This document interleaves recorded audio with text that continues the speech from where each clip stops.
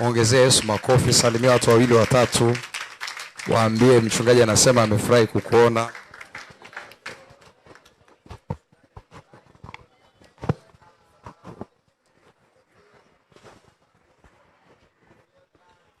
Haleluya. Hebu mshangilie Mungu kwa ajili ya ndugu zangu Pastor Ebeneza, Pastor Jordan. Fanya vizuri sasa, mbona kama una uchoyo? Weka tena na vigelegele. Haleluya. Amen. Unaweza kukaa. Unajua ni jambo la baraka sana Mungu kukupa watu. Zawadi kubwa ambayo Mungu anaweza kukupa, yani kubwa kuliko zote kwa Mungu. Kubwa kuliko zote sio upako. Kubwa kuliko zote ni Mungu akupe watu. Kwa sababu hata upako unaweza kuupata kwa watu. Wokovu wenyewe ni zao la mtu. Biblia inasema Mungu alipenda ulimwengu hata akamtoa Yesu. Maana yake kiwango cha Mungu kumpenda mtu sana ni kutoa mtu kwa ajili yake au watu kwa ajili yake. Lakini pia kiwango cha Mungu kumheshimu mtu yoyote sana ni kiwango cha Mungu kufikia mahali pa kumtoa au kutoa watu kwa ajili ya huyo mtu. Kwa mfano mimi naelekea kuoa mwezi wa 3. Natafsiri jambo hilo kama kiwango cha kuheshimiwa na Mungu. Isaya 43 mstari wa 4 anasema kwa kuwa ulikuwa wa thamani machoni pangu. Alafu anasema na mwenye kuheshimiwa, nami nimekupenda. Anasema kwa sababu hiyo nitatoa watu. Sasa watu wanakuja kwa sababu ya combination ya wa thamani, combination ya wenye kuheshimiwa na combination ya amekupenda. Kwa hiyo ukijumlisha vitu vyote hivi vitatu, hata ukiwa na kimoja wapo, ukawa ni wa thamani, bado Mungu anaweza kukuletea watu kwa sababu hiyo. Ukawa ni mwenye kuheshimiwa, bado Mungu anaweza kukuletea watu kwa sababu hiyo. Ukawa ni unayependwa na Mungu, bado Mungu atakuletea watu kwa sababu hiyo. Bwana Yesu asifiwe sana. Na kwa sababu hiyo mimi na mshukuru Mungu kwa ajili ya ndugu zangu. Kwa kweli ninawapenda sana. Bwana asifiwe sana. Na hapa mimi ni nyumbani. Wakati nilikuwa nimekaa hapo nikawa nawaza kwa nini tusipate TV hapa. Pale TV hata ile ya maandiko. Na mimi namwamini Mungu, Jumapili si hatutakuwa na ibada. Ile nyingine tutakuwa na ibada. Hivi ile TV inauzwa shilingi ngapi? TV ile nchi ngapi? Sio 43. 390,000. 390,000. Mimi laki 4. Watu wa media wamenikazia pale 4. Mimi prof baada ya hapa nitaweka 150,000. Tuhakikishe hiyo, tumwamini Mungu kwamba Mungu atatusaidia mpaka hiyo Jumapili itakayokuja tutapata nini? TV. Tuwe na sehemu ya kudisplay maandiko. Au mnasemaje watu wa Mungu? Maana yake kama kuna mtu atakuwa anataka Jumapili ile tuwe na TV, atamuona mchungaji pale sasa baada ya ibada, ili nisitumie muda mwingi kwenye hilo jambo. Ila mimi nimekaa, yani tangu nimeingia hapa hicho kitu kinanisumbua. Hii ni kanisa la wasomi. Amen. Tena tungekuwa na hela tunaweka ule MTV mkubwa ambao unajaa hapa kote kabisa, ule MTV mkubwa. Au wewe usikira kuonyesha watu kanisa wanalosali na MTV mkubwa madhabahuni. Unajua hizi kama wiki 2-3 hapa nimetembelea makanisa kama mawili ambayo yana MTV mkubwa. Wiki kama moja imeisha, ilikuwa pale ile kanisa letu la Winners hapa. Sasa nilikuwa pale madhabahuni kuna MTV na kuna ma TV mengi kule ndani. Jana niko pale, nikaalikwa pale cathedral pale kwenye ibada ya mtumishi wa Mungu Justini, na kuna kipengele fulani alinipa cha kusimamia cha ratiba. Sasa nimepanda pale madhabahuni, niko pale MTV mkubwa pale, yani mpaka unasikia upako. Bwana Yesu asifiwe sana. Kwa hiyo mimi namwamini Mungu, tuanzie hapo, lakini tunataka ule MTV mkubwa. MTV. Mbona kabisa mtu mwingine anawaambia twende ukatoe ushamba bwana. Wewe kuona ma TV makubwa, twende kanisani kwetu leo. Bwana Yesu asifiwe sana. Alafu tutaongea na watu wa media wafanye vizuri, wamchukue hata aonekane pale kwenye MTV mkubwa. Bwana asifiwe. Amen. Nashukuru sana. Nilipewa somo nafasi ya kuenenda kwa nguvu. Nafasi ya kuenenda kwa nguvu na upako kama Elia. Kumfanya mtu kuwa aliye tayari kutengenezwa kwa ajili ya Bwana. Nafasi ya kuenenda kwa nguvu na upako kama Elia. kumfanya mtu kuwa aliye tayari kutengenezwa, nadhani kutumiwa na Bwana au kutengenezwa kwa ajili ya Bwana. Kwa tafsiri tu fupi unaweza kaandika nafasi ya upako na nguvu za Mungu katika kuwa chombo cha Bwana, yani kutumiwa na Mungu. Na mimi nitaanza kwa haraka, nitaweka utangulizi wa maandiko kadhaa, na haya maandiko nataka uyaandike kwa sababu ni ya msingi sana. Andiko la kwanza ni kile kitabu, kwanza andika hivi mambo ambayo nitayazungumzia.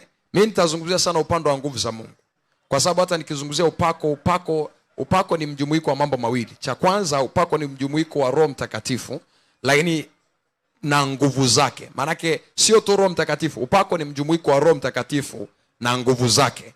Na maana yake nikisema hivi naongelea nini? Unaweza ukawa na Roho Mtakatifu lakini hauna nguvu za Mungu. Ndio maana Biblia inasema kwenye Zaburi 105 mstari wa 4 anasema mtakeni Bwana na nguvu zake. Maana yake Mungu yuko kipeke yake na nguvu zake ziko kipeke yake. Ukiwa na Mungu tu mbinguni utaenda, ila utaishi hapa duniani kama vile uko jehanamu. Utateseka, kuna mambo utahangaika, kuna vitu utasumbuliwa, na kuna mambo hutaweza kuyafanya una Mungu ndani yako. Ni mpaka uwe na huo upande wa pili unaitwa nguvu za Mungu. Nguvu za Mungu zitakuwezesha kufanya Mungu anachoweza kufanya. Kuwa tu na Mungu ndani yako kutakuwezesha kuwa na tabia za Mungu. Hizi tabia za Mungu ni ile tunda la Roho. Utakuwa tu na upendo lakini maskini. Utakuwa tu ni mvumilivu lakini pia wakati huo unateseka, magonjwa yanakuonea, nguvu za giza zinakuonea. Lakini ndani yako wewe una utuwema ndani. Unatamani kutoa na kugusa maisha ya watu wengine, ila cha kutoa hauna. Kwa hiyo kuwa tu na Mungu, utaenda mbinguni lakini utaenda kama Lazaro. Utaishi duniani kama Lazaro, utapigwa na kila kitakachotokea popote. Sasa nataka nikusomea maandiko machache. Haya ni ya muhimu sana mtu wa Mungu. Andiko la kwanza ambalo nataka nikusomee ni Zaburi 66 mstari wa 3. Anasema mwambieni Mungu, matendo yako yatisha kama nini, kwa ajili ya wingi wa nguvu zako. Maana yake ni kwamba huwezi ukawa Mkristo asiyekuwa na nguvu za Mungu kama Mungu uliye naye ana nguvu. Yaani Mungu tu uliye naye ana nguvu. Though ni Mungu lakini ana nguvu. Kwa tafsiri nyingine ni kwamba huwezi ukawa mtu ambaye unasema wewe ni mtu wa Mungu na Mungu huyo unayemwongelea ni Mungu ambaye ana wingi wa nguvu. Anasema kwa ajili ya wingi wa nguvu zake. Angalia vizuri. Anasema mwambieni Mungu, matendo yako yanatisha kama nini. Kwa matendo yametokea wapi? Anasema ni kwa ajili ya wingi wa nguvu zake. Maana yake nguvu nyingi zinazalisha matendo mengi, shuhuda nyingi, miujiza mingi, mambo makubwa mengi. Nguvu nyingi, unahitaji nguvu nyingi.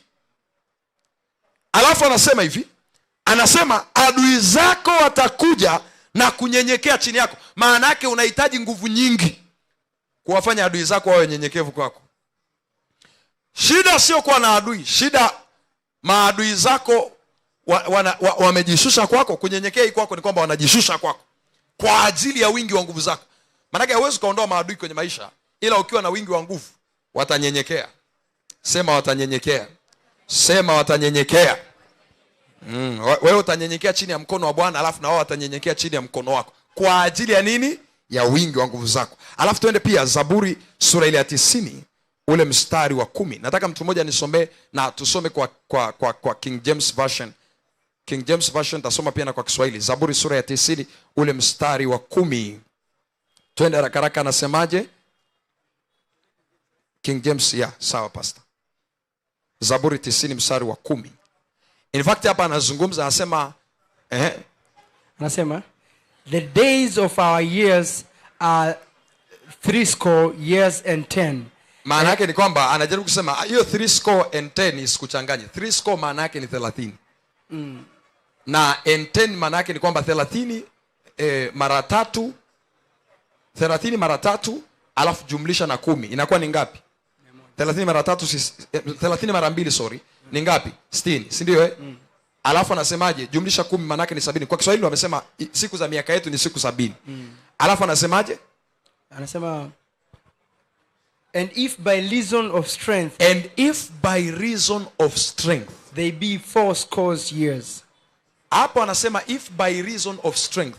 Kwa Kiswahili anasema tuna siku za miaka yetu ni siku 70. Yes. Tukiwa tuna nguvu sana ni ngapi? Miaka 80. Ni miaka, maana yake ni kwamba nguvu zinaweza kuleta maongezeko ya chochote unachokitaka. Nguvu zinaweza kukupa urefu wa maisha. Maisha marefu ni zao la nguvu za Mungu. Unataka maisha marefu, tafuta nguvu za Mungu. Anasema if by the reason of strength. Kwa hiyo hata kama uliwekewa mipaka fulani kwenye maisha, by the reason of strength you can extend the borders. Unaweza ukapanua mipaka yako by the reason of strength. Nadhani muamini Mungu kwamba ibada hii mpaka itakapoelekea kuisha, by the reason of strength utautanua ukuu wako katika jina la Yesu. By the reason of strength, jina lako, huduma yako na kila kitu chako kitakwenda mbali katika jina la Yesu. Maana yake ni kwamba mipaka ulionayo kwenye maisha ni tafsiri ya haraka haraka ya kiwango cha nguvu ulizonazo. Mipaka ulionayo kwenye maisha, kwenye afya, kwenye uchumi, kwenye mahusiano, kwenye huduma, mipaka ulionayo kwenye maisha ni zao au zinadhihirisha kiwango cha nguvu ulichonacho. Alafu andiko lingine nikuongezee ni Zaburi 105 ule mstari wa 4. Anasema mtakeni Bwana na nguvu zake, utafuteni uso wake siku zote. Kuna mambo matatu ya kutafuta kila siku. Jambo la kwanza ni kumtaka Bwana, kumtafuta Mungu. Jambo la pili amesema ni kuzitafuta nguvu zake, na jambo la tatu ni kutafuta uso wake. Kumtaka Bwana ni kumtaka Mungu kama Mungu. Kutaka nguvu zake ni huo upande wa Mungu wa nguvu. Alafu kutaka uso wake ni uwepo wa Mungu. Maana yake kuna mambo matatu ambayo kila siku asubuhi lazima uyatafute. Ya kwanza ni kumtaka Mungu, cha pili ni kutaka nguvu zake, cha tatu ni kutaka uso wake ambao unawakilisha uwepo wake. Daudi anasema kwenye Zaburi 63 mstari wa kwanza na pili, anasema alfajiri na mapema atamtafuta Mungu ili apate kuziona nguvu zake. Maana moja ya kitu Daudi alikuwa akitafuta kila asubuhi ni nguvu za Mungu. Huwezi ukaishi bila nguvu za Mungu na ukafanikiwa. Haiwezekani. Haiwezekani. Sasa mimi nataka nikupe mambo ya kufahamu kuhusu nguvu za Mungu. Cha kwanza, unapomwongelea Bwana Yesu unaongelea nguvu za Mungu. Maana kama umempokea Yesu na uko hapa, kwa tafsiri nyingine ni kwamba umepokea nguvu za Mungu. Ila hizo nguvu za Mungu unaweza usio umefaidika nazo kwa sababu kuwahi kujua kwamba Yesu ni nguvu za Mungu. Unaposikia mahali popote Yesu anaongelewa, ni nguvu za Mungu zinaongelewa. Unaposema umempokea Yesu kwa Bwana Mwokozi wa maisha yako, maana yake ni kwamba umepokea nguvu za Mungu. Wakorintho wa kwanza sura ya kwanza ule mstari wa 24 na 23 na 24. Wakorintho wa kwanza sura ya kwanza mstari wa 23 na 24. Unapomwongelea Bwana Yesu unaongelea nguvu za Mungu. Yesu ni mjumuiko wa mambo mawili. Cha kwanza ni hekima ya Mungu na cha pili ni nguvu za Mungu. Anasema bali sisi tunamhubiri Kristo aliyesulubiwa, kwa Wayahudi ni kikwazo na kwa Yunani ni upuuzi. Anasema bali kwao waitwao Wayahudi kwa Wayunani ni Kristo nguvu ya Mungu na hekima ya Mungu. Maana yake ni kwamba kama umempokea Yesu umepokea nguvu za Mungu. Angalia kitabu kile cha Yohana sura ya kwanza mstari wa 12. Anasema na wote waliompokea aliwapa nini? Uwezo. Kwa tafsiri nyingine huo uwezo ni Yesu. Yesu ndani yako ni nguvu za Mungu. Mahali pengine anasema Christ in you is the hope of glory. Sasa kwa tafsiri nyingine Christ in you is the power of God. Ni nguvu ya Mungu inaweza kutenda kazi. Petro anamwambia mtu mmoja, anamwambia mimi kama ni dhahabu sina, kama ni fedha, ila kuna kitu ninacho. I have something in me. Anamwambia kwa jina la Yesu na kuamrisha inuka usimame. Maana yake Petro alikuwa anajua Yesu kuwa ndani yake ni nguvu za Mungu kwa ndani yake. Na kwa tafsiri nyingine ni kwamba anaweza akawa na vingine ila ana mahali pa kuanzia ambapo ni Kristo. Kuanzia kwenye nguvu za Mungu. Kwa hiyo kwa tafsiri nyingine ni kwamba unapotembea kama Mkristo ambaye ni wiki, ni ishara ya kwamba hujui kilichowekwa ndani yako. Kilichowekwa ndani yako ni nguvu za Mungu. Na kwa tafsiri nyingine ni kwamba kuanzia siku ulipompokea Yesu ulikataa kutembea kwenye maisha ya kawaida. Ulikataa kutembea bila nguvu za Mungu. Alafu jambo la pili nataka ujue. Jambo la kwanza nimekwambia unapomwongelea Bwana Yesu unaziongelea nguvu za Mungu. Jambo la pili, Mungu ni Mungu mwenye nguvu, naye huwapa nguvu watu wake. Mungu ni Mungu mwenye nguvu, naye huwapa nguvu watu wake. God is powerful. Yaani unapomwongelea Mungu unamwongelea Mungu mwenye nguvu ambaye huwa anawapa nguvu watu wake. Kitabu kile cha Zaburi ya 62 ule mstari wa 11 na 12. Zaburi ya 62 pastors wanasaidia mstari wa 11 na 12. Zaburi 62 mstari wa 11 na 12. Na niende kwa haraka haraka kwa sababu kuna kitu Mungu anataka kufanyia leo. Nataka tupate muda wa kuomba kule mwisho. Zaburi 62 mstari wa 11 na 12. Ndio. 11 12. Biblia inasema ndio, mara moja amenena Mungu. Mara moja amenena Mungu. Mara mbili nimesikia. Anasema mara mbili nimesikia. Ya kuwa nguvu zina Mungu. Nguvu, unapoongelea nguvu unamwongelea Mungu. Anasema nguvu zina Mungu. Maana yake yote ambaye anataka nguvu amtafute mwenye nazo, na huyo mwenye nazo ni nani? Ni Mungu. Nguvu za Mungu zinapatikana kwa Mungu. Ni statement tu rahisi unaweza kuandika ili kwa yote anayezitaka. Ndio maana pale Biblia inasema mtakeni Bwana, alafu ndo akaunganisha na nguvu zake. Maana yake ajaanza na zitakeni nguvu za Bwana, alafu ndo akaja mtakeni Bwana. Maana yake kuzipata nguvu za Mungu lazima umpate Mungu kwanza. Kwa sababu gani? Nguvu zina Mungu. Amesema mara moja, Mungu amesema mara mbili, nimesikia ya kwamba nguvu zina Mungu. Na sio tu kwamba Mungu ni Mungu mwenye nguvu, lakini nimekuambia pia huwapa watu wake nguvu. Kwa tafsiri nyingine ni kwamba Mungu hataki kuwa na nguvu peke yake, hataki kuwa mwenye nguvu peke yake. Anataka yeye awe na nguvu, na wewe pia uwe na nguvu, na sisi sote tuwe na nguvu. Kwa tafsiri nyingine ni kwamba Mungu hafurahishi kuona. Ukiona Mungu yuko tayari kumpa mtu kitu, ujue ni mapenzi yake. Na kwa tafsiri nyingine ni kwamba ukiona mtu hana hicho kitu ambacho Mungu anataka kukitoa, ujue sio yuko nje ya mapenzi ya Mungu. Kwa mfano, ukiona mtu hajaokoka, ujue yuko nje ya mapenzi ya Mungu, kwa sababu mapenzi ya Mungu ni kwamba watu wote wafanyeje? Waokolewe na kupata kuyajua yaliyo kweli. Kwa hiyo unapoona Mungu anatoa nguvu, alafu kuna watu hawana nguvu, ni ishara ya kwamba huyo mtu yupo kinyume na mapenzi ya Mungu. Mapenzi ya Mungu ni kwamba kila mtu aliye hapo apokee nguvu. Sema katika jina la Yesu, kuanzia sasa napokea nguvu za Mungu kwa jina la Yesu. Isaya 40 mstari wa 29 anasema huwapa nguvu wasiokuwa na nguvu. Huwapa nguvu, huwapa nguvu.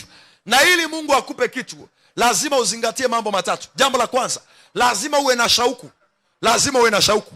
Anasema akasimama ile siku ya mwisho ya sikukuu, Yohana sura ya 7 mstari wa 37 38, akasimama akasema kama kuna yote mwenye kiu aje na anywe. Maana yake shauku yako ni tiketi yako ya kuziendea nguvu za Mungu. Shauku yako ni tiketi yako ya kuyapata mambo ya Mungu. Chochote ambacho Mungu anacho, ukiwa na shauku unaweza ukakipata. Angalia mtu mmoja alikuwa na shauku kwenye Luka 19 kuanzia mstari wa kwanza. Alikuwa na shauku ya kumuona Bwana Yesu. Biblia inaambia huyo mtu alikuwa anaitwa Zakayo, akatoka nyumbani mwake, lengo lake na shauku yake ni amuone Bwana Yesu.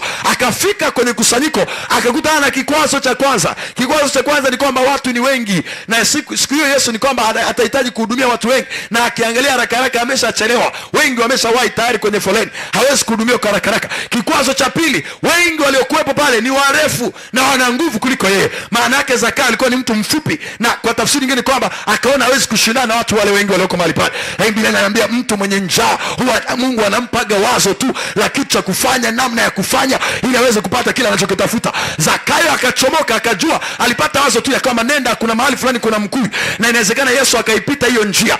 Watu wenye shauku ni watu ambao watajua njia za kupata nguvu za Mungu. Akaenda akakaa kwenye mkuyu. Ukiwa na shauku, Yesu hawezi akakupita. Yesu aliwaacha wale watu wengi waliokuwa mahali pale ambao hawakuwa na shauku, akamwendea mtu mmoja aliyekuwa na shauku na akamwambia, leo imenipasa kuwa nyumbani mwako. Ukiwa na shauku, itampasa Bwana kukuhudumia wewe leo katika jina la Yesu. Mwanamke mwingine alikuwa na shauku ya kugusa vazi la pindo la Yesu, na shauku ya huyu mama haikuwa tu kugusa, shauku yake ilikuwa nguvu za Mungu. Akatoka nyumbani mwake, bila niambia, akafika. Yesu alikuwa na mabodyguard wanamzunguka, alikuwa na Petro na mapanga pande zote mbili. Maana yake ukipenyeza tu mkono haraka haraka anaweza akachomoa panga akakata mkono kama alivyokata mtu sikio. Haina nikwambia, watu wenye shauku, they are men who are, they are unstoppable. Huwezi ukawazuia, mazingira hayawezi akawazuia, watu hawawezi wakawazuia. Huyu mama akapenya. Nataka ujue afya yake ilikuwa ni mgogoro, lakini njaa inakusukuma na inakutengenezea njia. Hii ni dalili ya kwamba Yesu anajaribu kumaanisha kila mwenye shauku ni mtu ambaye hatazuiliwa. Kila mwenye njaa ni mtu ambaye hatazuiliwa. Kwa dakika moja mwambie Bwana, nipe njaa, niongezee shauku, niongezee njaa. Njaa ya uwepo wako inile, njaa ya uwepo wako, njaa ya nguvu zako, njaa ya neno lako. Moja ya baraka ambayo Mungu ameahidi kwenye Amosi 8:11, hakuna njaa inayoletwa na Mungu. Anasema atamwaga njaa yake juu ya nchi yote, na hii ni njaa ya kuitaka neno. Baba, na mimi nimekuja mahali hapa nikiwa pamoja na watumishi wako, nakataa kuridhika, asijashiba. Umesema heri walio maskini wa roho. Maskini maana yake ni wenye uhitaji. Kwenye ulimwengu wa roho wanasema amebarikiwa mtu mwenye njaa, amebarikiwa mtu ambaye ni mhitaji, amebarikiwa mtu mwenye njaa na mambo ya kiroho. Maskini wa rohoni, yamakataradaba jatapakata niongezee njaa, niongezee njaa, njaa ya kuomba, njaa ya kufunga, njaa ya nguvu zako, njaa sana na katayada. Nataka nikueleze habari za mtu mmoja anaitwa Musa. Musa na miaka 80. Kwa umri wake wazee wengine tayari wanakuwa wamechoka, lakini Musa anatoka nyumbani kwake, anapanda mlimani. Shauku yake, njaa yake ni uso wa Bwana. Anakaa 40 ya kwanza hali wala kunywa, usiku na mchana. Anamwambia tu Bwana ajifunue kwangu, show me your ways. Nini kinampandisha Musa mlimani? Nataka nikuambie ni njaa. Ukiwa na njaa hauzuiliki.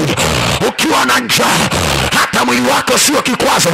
Ukiwa na njaa watu sio kikwazo.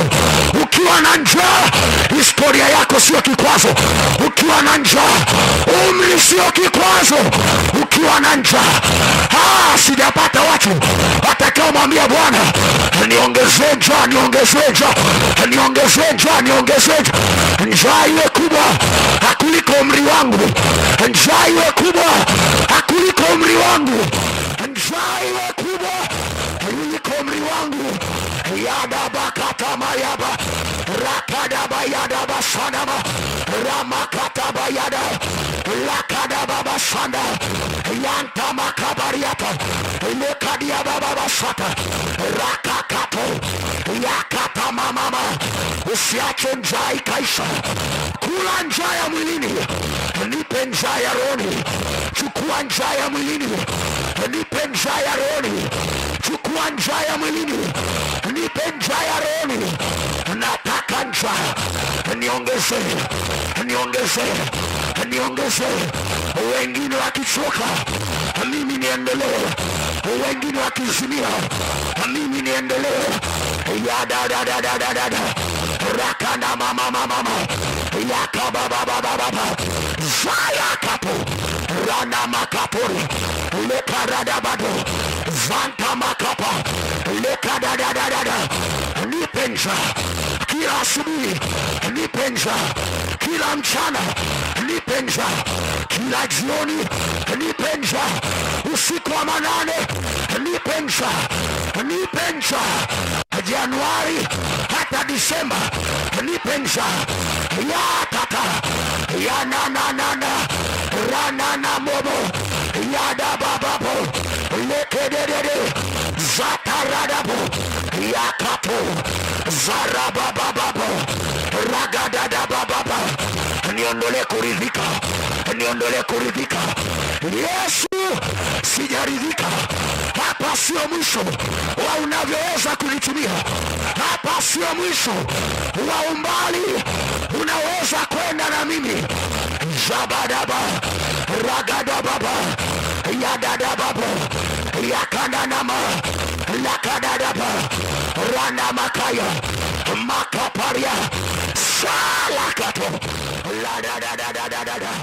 Mungu akupe njaa kuliko wanawake wa kizazi chako.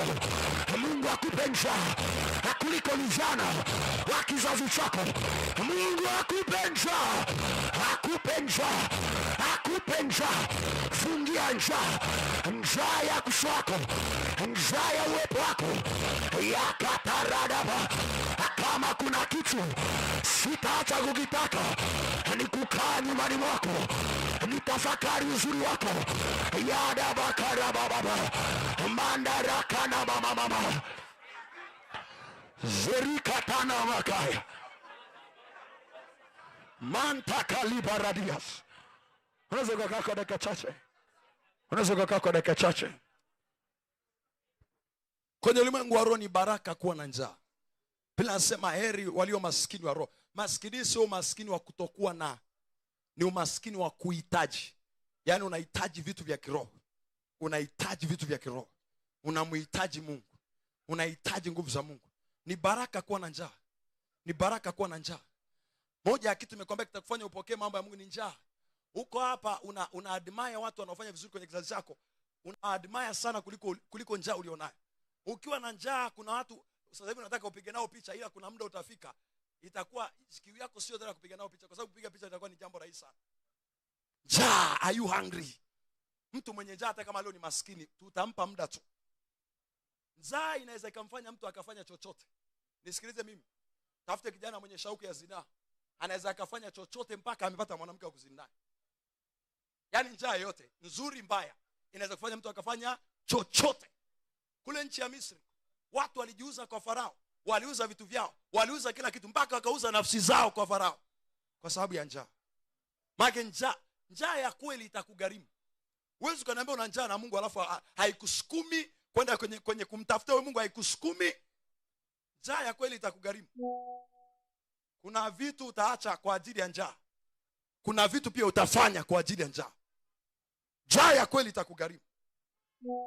Una njaa ya kutumika na Mungu, na njaa ya kutumiwa na Mungu, huna muda na neno, huna muda na kuomba, huna muda na mifungo, huna muda naye. In fact, nikupe mfano wa kawaida. Mimi tangu jana mpaka sasa tunavyoongea, nimekula half cake 2 tu. Alafu kama niko sisikii njaa kabisa. Na hapa tayari imeshafika. Hii sasa ni saa 9, maana tunaelekea jioni. Kwa hiyo tafsiri nyingine jioni itafika. Na hizo half cake 2 nimekula nikiwa natoka kwenye mkesha jana usiku. Nikapita mahali nikasema anyway, nikifika kule nyumbani sasa hamna hata chakula. Anyway, ngoja niingie hapa nipate chai. Kwa hiyo nikapata chai pale na half cake 2. Ndio nikaenda nyumbani. Yaani nikalala, nikaamka, nikaoga, nikajiandaa, nikaanza kuja kwenye ibada. Ukiwa na njaa ya rohoni, lazima itaanza kuaffect na maeneo mengine. Kuna vitu utaanza kuacha kwa sababu ya njaa ya rohoni. Njaa iliyo kubwa kwenye maisha yako ndio itakayochukua muda wako mwingi. Kama una njaa ya kula, utakuwa unapika muda mwingi kuliko unavyohudumia njaa ya rohoni. Njaa ya rohoni ikiwa kubwa, hii njaa ya mwilini itakuwa haina nguvu. Yaani kutumia muda mwingi kwenye mambo ya mwilini itakuwa ni kitu ambacho ni kwa namna ndogo sana au haiwezekani.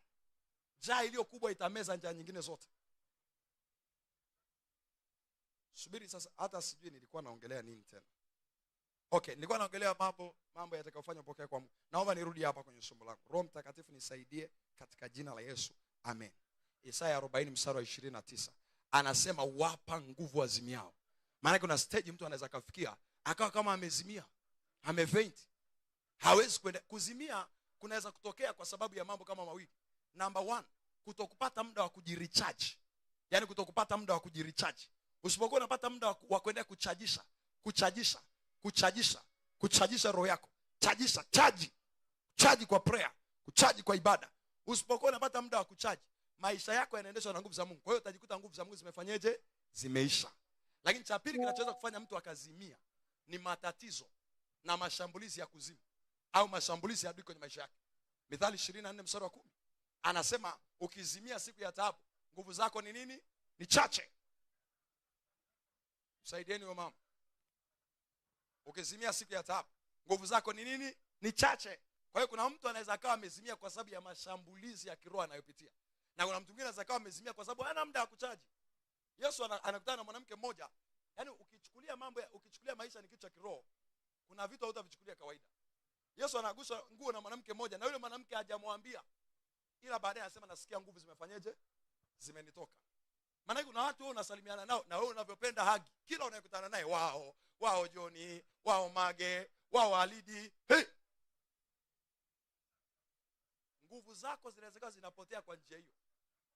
Ila wewe hujui. Na ukiamka asubuhi ndio hiyo, cha kwanza ni TikTok, Instagram, WhatsApp. Cha pili ukimaliza ni chai. Yaani wewe na chai kama mmefunga agano kwamba siku ikiisha hujanywa chai.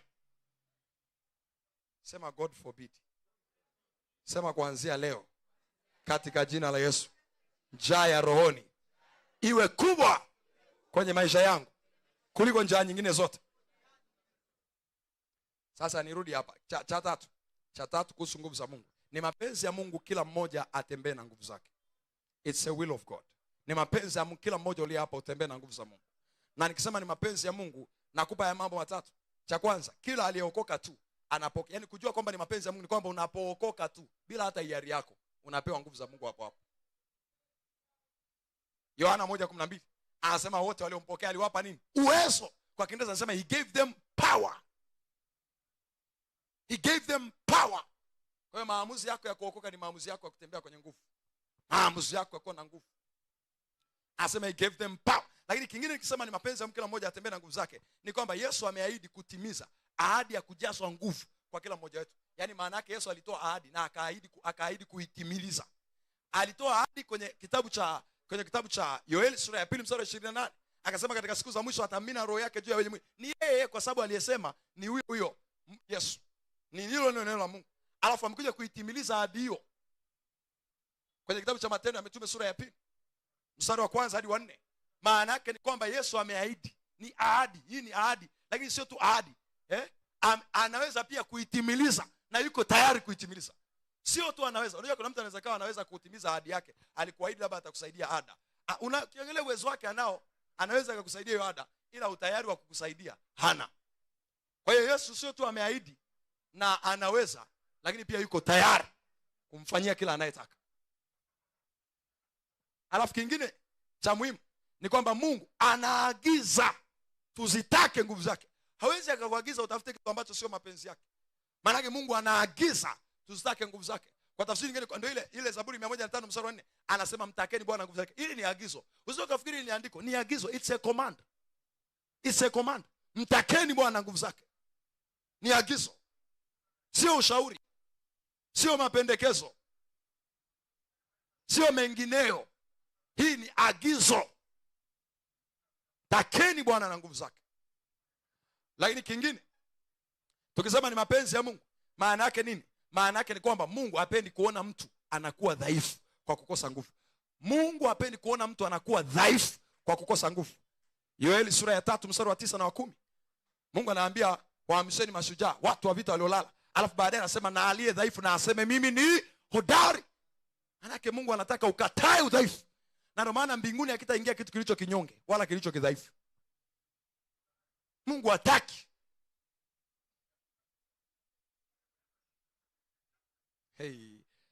Sasa wewe usio kafikiri hizi ni zile zama za Lazaro. Usio kafikiri hizi ni zile zama za Lazaro. Kwa sababu Yesu anasema tangu nyakati za Yohana Mbatizaji hata sasa tunavyoongea. Hata sasa tunavyoongea. Yesu wakati anatoa ile mfano wa Lazaro, sio kafikiri alikuwa anaongelea yule Lazaro ambaye alikufa siku 4 ndio akaenda kumfufua. No. Kwa nini no? Kwa sababu anasema Lazaro akiwa kule chini. Lazaro alikuwa anaishi kipindi cha Musa na manabii waliofuata baada ya Musa. Yaani kwenye hicho kipindi, kwa sababu anasema wakati tajiri analialia kule, Ibrahimu anamjibu anawaambia wale ndugu zako si wanao Musa na manabii, wawasikilize wao. Inawezekana either ilikuwa ni wakati wa Musa au kama sio wakati wa Musa ni baada ya Musa, na kwa sababu alipokuwa anasema wanao Musa kwa njia ya Torati, kwa njia ya vile vitabu vitano, lakini na manabii. Kwa hiyo inawezekana kuna manabii katikati hapo walikuwa wameshafanyaje, wameshapita hapo katikati. Lakini tangu nyakati za Yohana Mbatizaji ufalme wa Mungu unatekwa na nini? Na wenye nguvu na wanafanyaje? Kwa hiyo Mungu hakupi kwa sababu anacho, anakupa kwa sababu umetaka, na umetaka kwa nguvu. By force by power. Sema mwaka huu by force by power lazima nitembee kwenye nguvu za Mungu katika jina la Yesu. Sasa tuendelee. Aya. Nguvu za Mungu namba 4 ni vazi la kiroho. Unavyoongelea nguvu ni vazi la kiroho, maana yake asiyekuwa na nguvu za Mungu yupo uchi rohoni. Yupo uchi. Ni mtu ambaye hajavaa chochote. Ni mtu ambaye hajavaa chochote. Nguvu za Mungu ni vazi rohoni.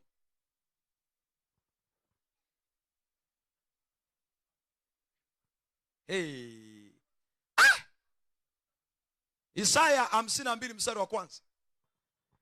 Sayuni, inuka, kuuta mavumbi yako, ujivike nguvu zako. Jivike. Maana yule unasema jivike, nguvu ni vazi. Mithali 31 mstari wa 25. Mithali 31 mstari wa 25. Anazungumza kwa habari ya mke mwema. Wake wema mpo au mpo? Leo unamwambia Mungu nisaidie, nibariki, God bless me with a very handsome man. Ambaye anaomba. Ambaye Biblia inaweka kigezo cha mke mwema. Nisikilizeni vizuri. Kwa sababu Mungu, Biblia inasema hivi, mali na vitu mtu anapata kutoka kwa baba yake, na mke mwema mtu anampata kutoka kwa nani? Kwa hiyo kama unataka utoke kwa Bwana ili akukabidhi kwa kijana fulani, akisa unarudi kwenye Mithali 31 sasa, uisome mke mwema vizuri. Mojawapo ya sifa ya mke mwema, Biblia inasema nguvu na hadhi ni mavazi yake. Yaani huyu mama ukimkuta, heshima ni vazi lake. Ni mtu wa heshima, lakini pia ni mtu wa power. Kwa hiyo mke mwema lazima uwe mtu wa power. Sema power. Wanawake sema power. Mbona sauti zenu haja kaza? Sema power. Hamna bado. Sema tena power. Taka kuwa mke mwema alafu mnyonge, tukikuita kwenye maombi ya uji, mifungo itangazwa hapa kanisani napiga chenga. What kind of a woman are you? Mimi nampenda mwanamke wa Ufunuo 12. Though Shetani alikuwa anamtaabisha, lakini Biblia inasema alikuwa, she was a woman of wonders. Alikuwa ni mwanamke wa miujiza. Anasema nyota na mwezi vimewekwa juu yake. Alafu anasema eti adui zake huyo Shetani na wengine wako chini ya miguu yake. Anasema, hebu tusome Ufunuo 12 pastor, mstari wa kwanza hadi wa 4. Ufunuo 12 mstari wa kwanza hadi wa 4. Uone kitu cha ajabu hapa. Mwanamke tembea kwenye nguvu za Mungu. Kuwa mwanamke sio kigezo cha kuwa dhaifu wala goigoi. As long as umempokea Kristo, unapaswa kutembea kwenye nguvu za Mungu. Nguvu za Mungu sio kwa ajili ya wanaume peke yake, ni kwa ajili ya kila mtu ambaye ni mwana wa Mungu. Kila aliyempokea alimpa uwezo, alimpa nguvu.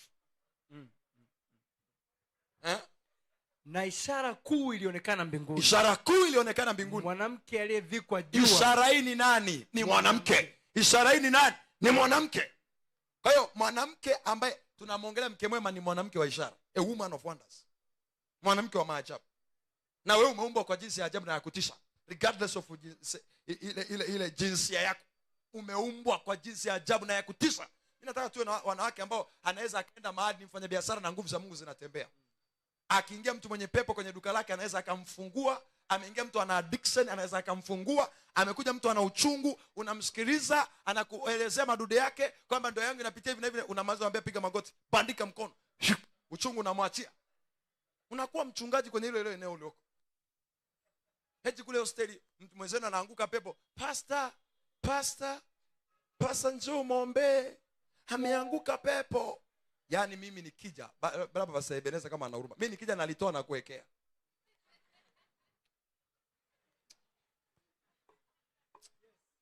Hakuwa mwanamke wa aina gani wewe? Hebu msome huyu mwanamke hapa. Msome pastor. Biblia inasema mwanamke aliyevikwa jua. Amevikwa jua. Jua ni ishara ya nuru. Maana yake lazima uwe mwanamke mwenye nuru. Nuru ni ufunuo, ni neno. Uvikwe jua. Mahali fulani kwenye Zaburi anasema Bwana Mungu wako ni jua.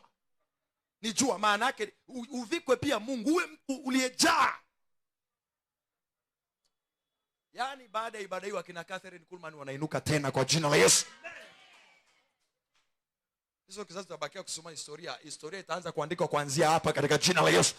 Nasema historia itaanza kuandikwa kuanzia hapa katika jina la Yesu. Na mwezi ulikuwa chini ya miguu yake. Mwezi umewekwa chini ya mwezi. Nikiongelea mwezi tunaelewa wale ndugu zetu wanaotumiaga mwezi. In fact ni adui zake wako chini ya miguu yake. Yaani mwanamke ambaye anatembea mahali pa kukanyagia ni vichwa vya adui zake. Sema katika jina la Yesu. Na wewe pia mwanaume ni mke wa Kristo. Kwa hiyo na wote tuseme katika jina la Yesu. Tunatembea juu ya adui zetu kwa jina la Yesu. Kwa jina la Yesu. Ndio pastor. Anasema na juu ya kichwa chake taji ya nyota 12. Upewi taji kama hujashindana ukashinda. Kwa hiyo mwanamke alikuwa ni mwanamke ambaye anapigana vita na anashinda. Mwanamke wa taji, sema mwanamke wa taji. Mwanamke wa taji. A woman with a crown. Ni mwanamke ambaye akishindana na wewe anakushinda. Usilete naye mchezo. Usilete naye mchezo. Usilete naye mchezo. Taji. Tena taji ina nyota 12. Yaani nyota. Yaani nisemeje sasa, hebu pasa endelea tena mara nyingine. Naye alikuwa ana mimba, alikuwa ana maono. Lazima uwe a woman of vision. Uwe mwanamke mwenye maono. A woman of vision. Sio unakaa tu kitu unachokiwaza ni kumuomba Mungu akupe mtu wa kukuoa. Wewe ni zaidi ya kuolewa na kufanyaje sijui. Unawaza tu kuishia kwenye ndoa ndio kitu gani sasa hicho? Ulikuja kuzaa tu. Sema katika jina la Yesu.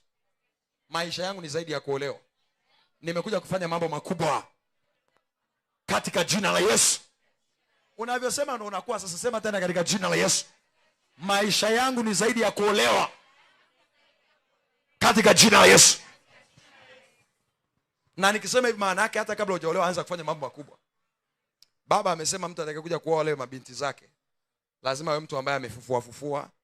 Niona wakati fulani baba anabeba wale mabinti zake aenda kwenye ibada za ishara na miujiza, anasimama nao mbele pale, wako wanaangalia pale, wanaangalia miujiza. Akasema huyu mzee anataka Mikaya aje kunizidi miujiza, mimi na miaka yote hii. God forbid.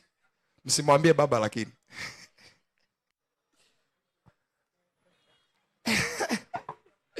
Bwana asifiwe. Hey, kama Mikaya kale katakuja kunizidi miujiza. Hasikia baba anaweza ushuhuda mmoja, anasema walikuwa wanatafuta kiatu ndani wakati fulani nyuma. Hata anatafuta kiatu ndani, baadaye Mikaya akasema can't we ask God so that maybe he can bring the shoe to us? Yani amuulize Mungu ili Mungu akilete hicho kiatu. Hao wamekitafuta wamekikosa, ili Mungu akilete hicho kiatu. Mtu ambaye amefikia kuwa na imani ya kwamba haoni kitu, anaamini kwamba Mungu akiomba ataleta. Sema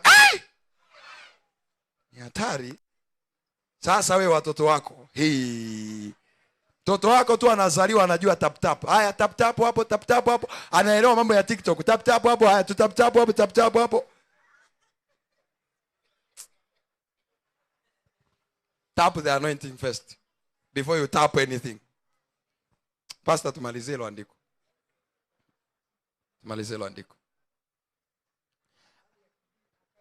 Akalia. Hali ana utungu na kuumwa katika kuzaa. Hiyo kulia in fact ni ile groaning. Yaani ni mwanamke ambaye ni muombaji.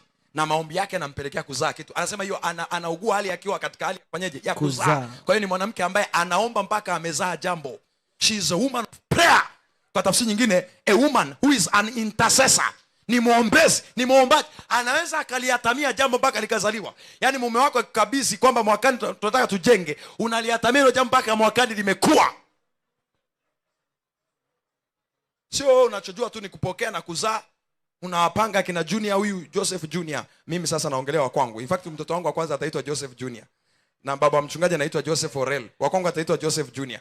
Kwa hiyo nishamwambia mama mchungaji. Kwa hiyo ninachokisema sio kitu kile. Kwa hiyo unapanga wa kwanza Joseph Junior, wa pili anafuata Joseph Junior. Wamepishana miezi miwili sio mwaka mmoja. Najua tu kupangilia watoto, unajua kupangilia maisha na hatima. Sema katika jina la Yesu. Katika jina la Yesu. Nitaliatamia jambo. Paka limezaliwa. Nilijifunza kitu cha ajabu sana kwa mama kuku. Mama kuku akiwa anataka kupata vifaranga, ule muda anaweza akakaa hata siku mbili za kwanza hajala chochote. Fasting. Ndivyo unapaswa kuwa mwanamke, fasting. Wakati unaliatamia jambo lako, liatamie na fasting. Kaa nalo muda mrefu mpaka limekuwa. Alafu wanaume wananishangaa tu waandike. Na washangaa na wakati hujazaa chochote. Wewe unasema waseme baba, wape baba. Neno la Mungu sio wape baba. Neno la Mungu ni upanga unaokata wapi? Kuwili. Ukiona na ubiri wewe unaona ni wenzako tu, wape vidongo vyao, wape. Kuna shida kwako au kwa anayehubiri. Kwa sababu neno la Mungu la kweli lazima linakata kuwili. In fact hata mimi ninavyohubiri hapa, neno la Mungu linanitengeneza. Anasemaje pastor? Anasema onekana ishara nyingine mbinguni. Yaani ikaonekana ishara nyingine. Sasa ishara nyingine ilikuwa ni joka likamfuata. In fact alikumweza yeye, alikumweza mtoto wake, alikuweza chochote. Nataka kusema nini? Wewe kuwa mwanamke sio kigezo cha kutokuwa na nguvu za Mungu. Bila sema yule mwanamke amejivika nguvu na hadhi ni mavazi yake. Lakini pia kwa ufahamu, mwanamke wa kwanza kwenye Agano Jipya kugundua kwamba nguvu ni vazi ni mwanamke wa Marko sura ya 5, ambaye alitoka nyumbani kwake akajua nguvu ni vazi. Kwa hiyo nikigusa vazi la Yesu nimegusa nguvu za Yesu.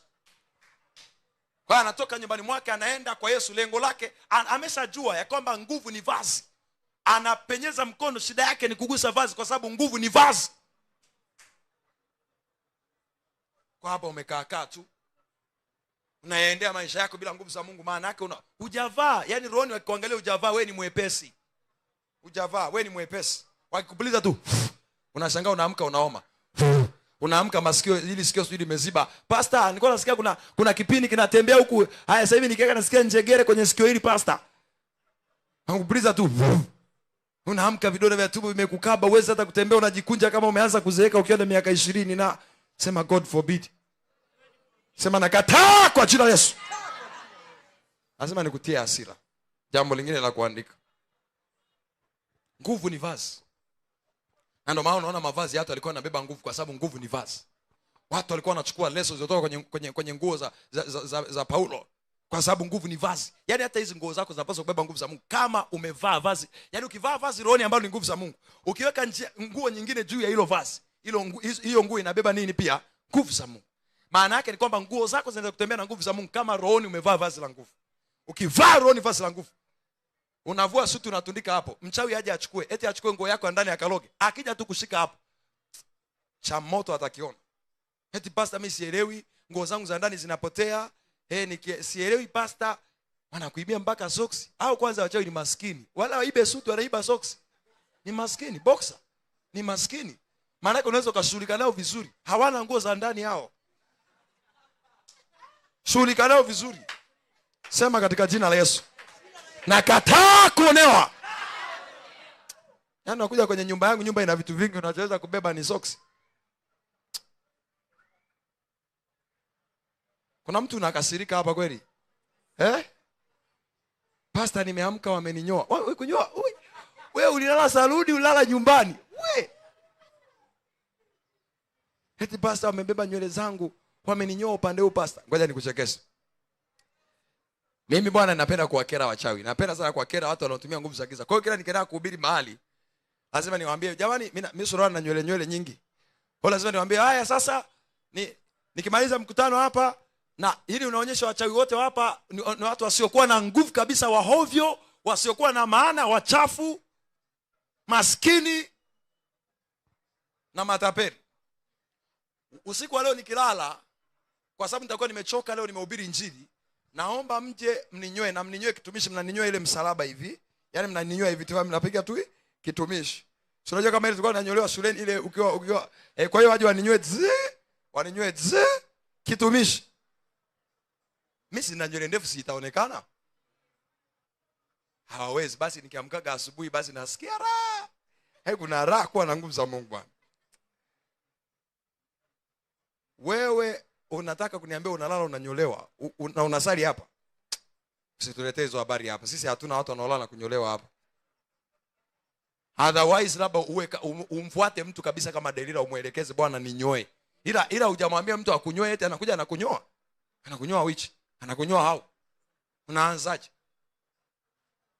Ulishaona hata nzi wanacheza na ugali wa moto au chakula cha moto? Hao wanacheza na moto. Kwa sababu kucheza na tafuta vichaa wote, hawakumbatiaki nguzo za umeme, ukuta amepanda juu anagusagusa pa. Watacheza na makopo na uchafu, sio vitu vya moto. Wana akili timamu. If you are mad, I am a mad in the spirit. Na wana akili timamu, wasituletee mchezo hao. Mtu mmoja watu walikuwa wanamkamata, wanahisi ni kichaa na kama kaburini. Pastor alikuwa anasema hapa hata vichaa wana akili. Alikuwa anakaa makaburini, wanamfunga, anajichana chana, ukimwangalia unasema hana akili. Ila alipofika tu akamkimbilia Yesu akamwambia, tuna nini na wewe? Watu wengine walikuwa wanaongea, anaweza kama alikuwa anaongea utumbo, ila akitokea mtu mwenye nguvu za Mungu ndio utajua huyo mtu ana akili timamu. Ukimwambia kaa chini kwa jina la Yesu, anakaa chini kwa jina la Yesu. Kaona baba, siku moja tuko kwenye retreat pale, jamaa mmoja alikuwa kwanza baba anamuombea. Sijui kuna aliyekuwepo hiyo retreat au waliona. Mimi na pasajera tulikuwa ni protocol pale Juma. Yule ndugu tukaona baba akaja anamuombea. Kwanza kuna namna aliweka watu wa Mungu. T-shirt kaivua kwanza. Halafu akafanya hivi. Sasa bia hata nikifanya hivi hainogi kwa sababu nina mbavu. Akafanya hivi kwanza. Niko na ndugu yangu hapo nyuma. Hapo akili inaniambia 2 steps backward immediately please. 2 step backward immediately please. Naanza kusogea nyuma. Huku simwangalie tena huyu ndugu kwa sababu najua imani yangu itayumba. Na muangalia mzee kule anasemaje. Mzee anasema anajiadjust. Tumia akili ipasavyo. Wala usitende nini? Dhambi. Kuogopa kule kuingia kwenye hofu ni kutenda dhambi, ila tumia akili ipasavyo. Kwa hiyo nikarudi kwanza nyuma kidogo, kaona mwamba kwanza akashuka hapo chini akapiga akashuka hapo chini akapiga push up kadhaa. Wa ambazo mimi kinaambia nipige siwezi. Akainuka. Sasa angalia mtu mwenye nguvu za Mungu. Baba akasema mwacheni msimshike. Kwa mamlaka ya Yesu na kuamrisha. Sasa anga mwamba anakuwa tena ananyongonyea tena, anakuwa tena kitu. Ndio hapo hakuna mkate mgumu mbele ya chai. Yaani hivi ukiwa na nguvu za Mungu hakuna kitu kilicho kigumu kwako. Andika tu hiyo kwamba yote yanawezekana ukiwa na nguvu za Mungu. Paulo anasema nayaweza mambo mangapi? Kwa yeye anitiaye nini? Anitiaye nini? Maana yake ukiwa na nguvu unaweza mambo mangapi? Yote. Kwa hiyo kama unataka kuweza mambo yote, tafuta nguvu. Tafuta nguvu. Tafuta nguvu. Kwa haraka haraka. Jambo lingine la 5. La muhimu la kuandika. In fact kabla sienda jambo la 5, nikuongezea andiko lingine kuonyesha kwamba nguvu ni vazi. Luka sura 24 mstari 49. Anasema Yesu anamwambia kaeni hapa mjini, hapa Yerusalemu, hata mtakapovikwa. Tena pale anasema uwezo utokao juu, until you are endued with the power from above. Maana yake ni kwamba mtu ambaye atatembea kwenye nguvu za Mungu ni mtu aliyevikwa. Ukiingia mahali nguvu za giza hazikuoni na suti uliovaa, zinakuona nguvu ya roho ulionayo. Yaani zikikuangalia hazikuoni tu wewe mage na kasketi kako na nywele zako ambazo hujasuka vizuri, zinakuona kama mtu aliyevikwa nguvu za Mungu. Unaingia tu anasema umekuja kututesa kabla ya wakati wote, hujaanza hata kuwatesa. Kuanzia mwezi huu wa pili uanze kutembea kwenye nguvu za Mungu katika jina la Yesu. Mwezi huu leo ni tarehe 24, mwezi huu hauishi bila wewe kutembea kwenye nguvu za Mungu katika jina la Yesu. Jambo la 5. Nguvu za Mungu zipo za aina tofauti tofauti na za viwango tofauti tofauti. Nguvu za Mungu zipo za aina tofauti tofauti na za viwango tofauti tofauti. Aina na viwango ni vitu viwili tofauti. Kiwango maana yake ni kitu kile kile lakini kwenye dimension tofauti tofauti. Nguvu za Mungu ziko za aina tofauti tofauti. Zaburi 105 mstari wa 4 anasema mtakeni Bwana na nguvu zake. Zake maana yake ni nyingi. Ukisema ni nyingi maana yake ziko za aina tofauti tofauti. Kwa mfano, Kumbukumbu la Torati sura ya 8 mstari wa 18 anasema mimi ni Bwana, utamkumbuka Bwana Mungu wako akupae nguvu za kupata utajiri. Za kupata. Kuna maana hata utajiri unahitaji nini? Nguvu. Kuna nguvu zinahitajika kwa ajili ya kuzaa maono, mawazo Mungu anayokupa, hatima ulionayo. Kitabu cha Isaya 37 mstari wa 3 anasema wanawake wako tayari kuzaa lakini hawana, wako tayari, watoto wako tayari kuzaliwa lakini wanawake hawana nguvu ya kuzaa. Unahitaji kuzaa, jambo lote unahitaji nguvu. Mariamu anauliza jambo hili litawezekanaje? Anaambiwa roho wa Bwana atakujia juu yako na nguvu za aliye juu zitakufunika. Unataka kutembea kwenye miujiza isiyowezekana kwa watu wengine, amua nguvu za Mungu ziwe vazi lako na ziwe mwamvuli wako. Mariamu anaambia roho wa Bwana atakujilia juu yako, roho wa Mungu ni nguvu za Mungu. Alafu anasema na nguvu za aliye juu zitakufunika. Maana yake ni mtu ambaye anatembea akiwa amefunikwa na mwamvuli wa nguvu za Mungu. Hakuna mvua ya kipepo inaweza kumsumbua wala kumgarikisha.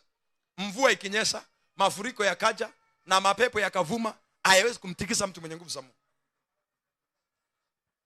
Nikisema pia nguvu za Mungu ziko za viwango tofauti tofauti. Zaburi 84 mstari wa 7 anasema utoka nguvu hata nguvu. Hiyo maana yake ni kwamba unatoka kiwango kimoja cha nguvu ulicho nacho kwenda kiwango kingine cha nguvu ulicho nacho. Kwenye hilo eneo yani kwenye hilo eneo moja. Kwa mfano, unahitaji nguvu ya Mungu kwa ajili ya uponyaji. Sasa unaweza kuwa wewe ulipoishia, nguvu yako ilipoishia ni kudili na watu wanao kichwa, mtu akiwa anaumwa kichwa anaweza kumwombea, akija mtu wa kansa hawezi. Unahitaji kukua katika hilo eneo.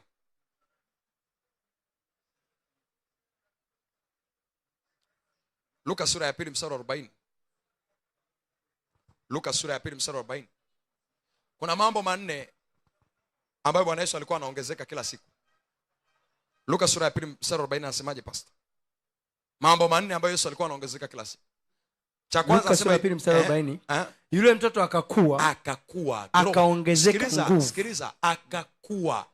Maana yake ni kwamba wakati mwingine ili uongezeke nguvu lazima ukue kwanza. Na kukua kwako inaweza kuwa ni kukua kiufahamu. Kukua kwako inaweza kuwa ni kukua kiroho. Kadri unavyozidi kukua kiroho ndio unaruhusu ongezeko lingine la nguvu. Hata ukiwa una miaka 2, tukikupa kiroba cha kilo 50 huwezi. Ila kuna umri ukikua ukafikia, unaweza kubeba kiroba cha kilo 50 kwa sababu kadri ukuaji wako unavyozidi kukua ndivyo unavyozidi kuruhusu nguvu za Mungu ziendelee kuongezeka. Nguvu za Mungu ziendelee kuongezeka. Ndio maana usipuuzie ukuaji wako wa kiroho, usipuuzie ukuaji wako wa kiroho kila siku. Anasema yule mtoto akakua. Na hii kukua inaweza kaongelewa kimwili, lakini mimi nakuelezea kukua hivyo hivyo maeneo yote. Alafu anasemaje baada ya kukua? Akaongezeka nguvu. Maana yake inawezekana nguvu alikuwa nayo tayari ila inahitaji kuongezeka. Inawezekana nguvu kuongezeka, labda alikuwa na nguvu lakini ya 1%. Kwa hiyo akawa anaendelea 2%. Anaendelea 5%, anaendelea 10%, anaendelea 50% mpaka ufike mahali utembee kwenye nguvu za Mungu za kiwango cha mwisho cha juu. Kwa anasema akaendelea kuongezeka nguvu. Alafu nini pastor? Anasema amejaa hekima, amejaa, full of wisdom. He was full of wisdom. Kwa nini pia? Kwa sababu nguvu za Mungu pia zinahitaji hekima. Unaweza ukawa na nguvu za Mungu na hauna hekima. Watu na watumishi wa Mungu leo tumewapoteza, walikuwa na nguvu za Mungu kweli, lakini walikosa hekima. Hekima itakusaidia kutunza nguvu za Mungu. Hekima, bila sema hekima ni nguvu zake yeye alionazo. Maana yake unaweza ukawa na nguvu ambazo ni za kuhudumia watu wengine, kuponya watu wengine, kufungua watu wengine, ila nguvu zako wewe zinapaswa kuwa hekima. Hekima itakusaidia kutunza nguvu za Mungu. Ndio maana Mungu ni Mungu mwenye hekima, na ndio maana ana nguvu. Na Yesu pia anasema Yesu Kristo ni nguvu za Mungu na hekima ya Mungu. Kwa hiyo anasema hapo, na akazidi kuongezeka katika nini? Hekima. Na jambo lingine pastor, na amejaa neema. Amejaa neema. He was full of grace. Amejaa neema. Maana yake unataka kujaa neema za kila aina. Zingatia hayo mambo manne. Kuwa kila siku. Tafuta nguvu za Mungu kila siku. Ongeza hekima kila siku. Utajaa neema. Neema ya uchumi. Neema kwenye lolote unalotaka. Wewe jaa hayo mambo matatu, jaa nguvu za Mungu, kuwa kila siku, ongezeka hekima. Utakuwa na neema. Utakuwa na neema. Sasa kwa haraka nadhani kutajia nguvu za Mungu zinapatikana wapi. Alafu nitakuelezea ile nafasi sasa ya nguvu za Mungu kutengeneza. Nitakueleza mambo kama 3 4 pale. Nguvu za Mungu zinapatikana wapi? Number 1. Nguvu za Mungu zinapatikana wapi? Number 1. Nguvu za Mungu zinapatikana kwenye uwepo wa Mungu. Maana yake watu watakaotembea kwenye uwepo wa Mungu, watakaoupata uwepo wa Mungu, atakayekaa mahali kwenye uwepo wa Mungu, ni mtu ambaye yuko kwenye sheli ya kiroho, anajaza mafuta yanaitwa nguvu za Mungu. Mtu ambaye anakaa mahali kwenye uwepo wa Mungu, yani unahitaji kupata umeme, tembelea mahali ambapo kuna nyaya za umeme, alafu ziwe active. Kukaa tu pale unacharge umeme, unacharge umeme, unacharge umeme, unacharge. Maana yake kila mahali utakapoona uwepo wa Mungu upo, ujue nguvu zake pia nini zipo. Angalia hapa. Ngoja nikupe ile andiko. Angalia hapa. Kitabu kile cha Zaburi 84 mstari wa 7. Nakupa ile maandiko ambayo nimeshasoma mwanzo ili usihangaike kusoma. Anasema huendelea toka nguvu hata nguvu. Anasema na kila mmoja wao huonekana wapi? Sayuni. Maana yake ukiwa Sayuni ni mahali ambapo ni uwepo wa Mungu upo. Maana yake kila unavyozidi kwenda Sayuni, unazidi kuongezeka nguvu. Kwa hiyo unavyoongeza ruti zako za kwenda kwenye uwepo wa Bwana mara nyingi, unakuwa unaongeza nguvu zako kuliko watu wengine. Unaweza ukawa jana ulikuwa huna nguvu ya kufanya kitu fulani, ila ukiamkia kwenye uwepo wa Bwana, utaamka una hizo nguvu. Kila aliongeza ruti zake za kwenda mara nyingi kwenye uwepo wa Mungu ni mtu aliyetembea kwenye nguvu za Mungu. Muangalie Musa, aliongeza ruti zake na alitembea kwenye nguvu za Mungu na ishara na maajabu yasiyokuwa ya kawaida. Muangalie Elia alikuwa ni mtu wa uwepo wa Mungu. Anatokea mara ya kwanza tunamuona na statement yake ya kwanza, Wafalme wa kwanza 17 mstari wa kwanza. Statement yake ya kwanza anaongea, anasema kutakuwa na mvua. Anasema mimi mtu ambaye nasimama mbele za Bwana. Kusimama mbele za Bwana maana yake nakaaga uweponi mwa Mungu. Nakaaga uweponi wa Mungu. Ni mtu wa uwepo. Anamali alitembea kwenye nguvu za Mungu.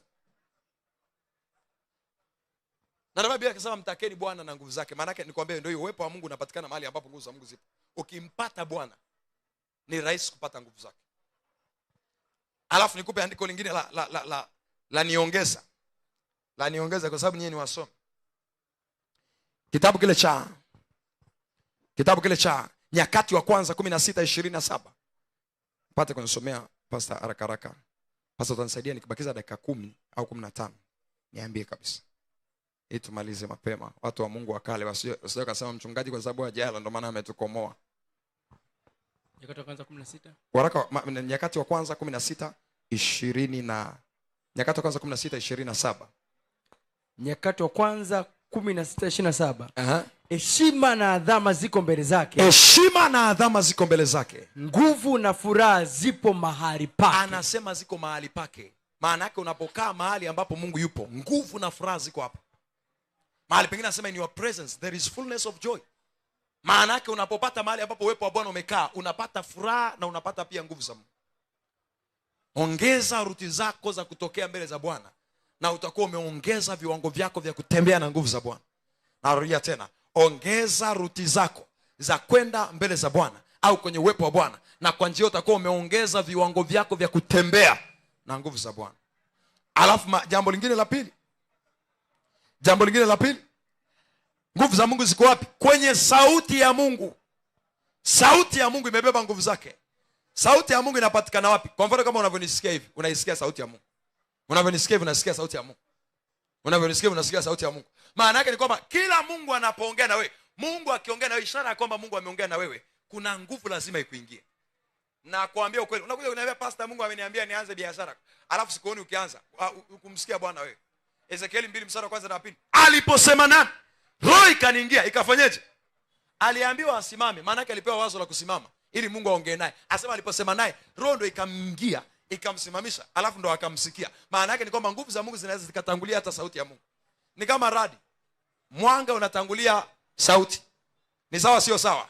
Ndivyo ilivyo pia. Ezekieli hapa anajaribu kutufunulia Ezekieli 2:2. Anasema aliposema nami, roho ikaniingia, nami nikamsikia. Maana yake Ezekieli alisikia.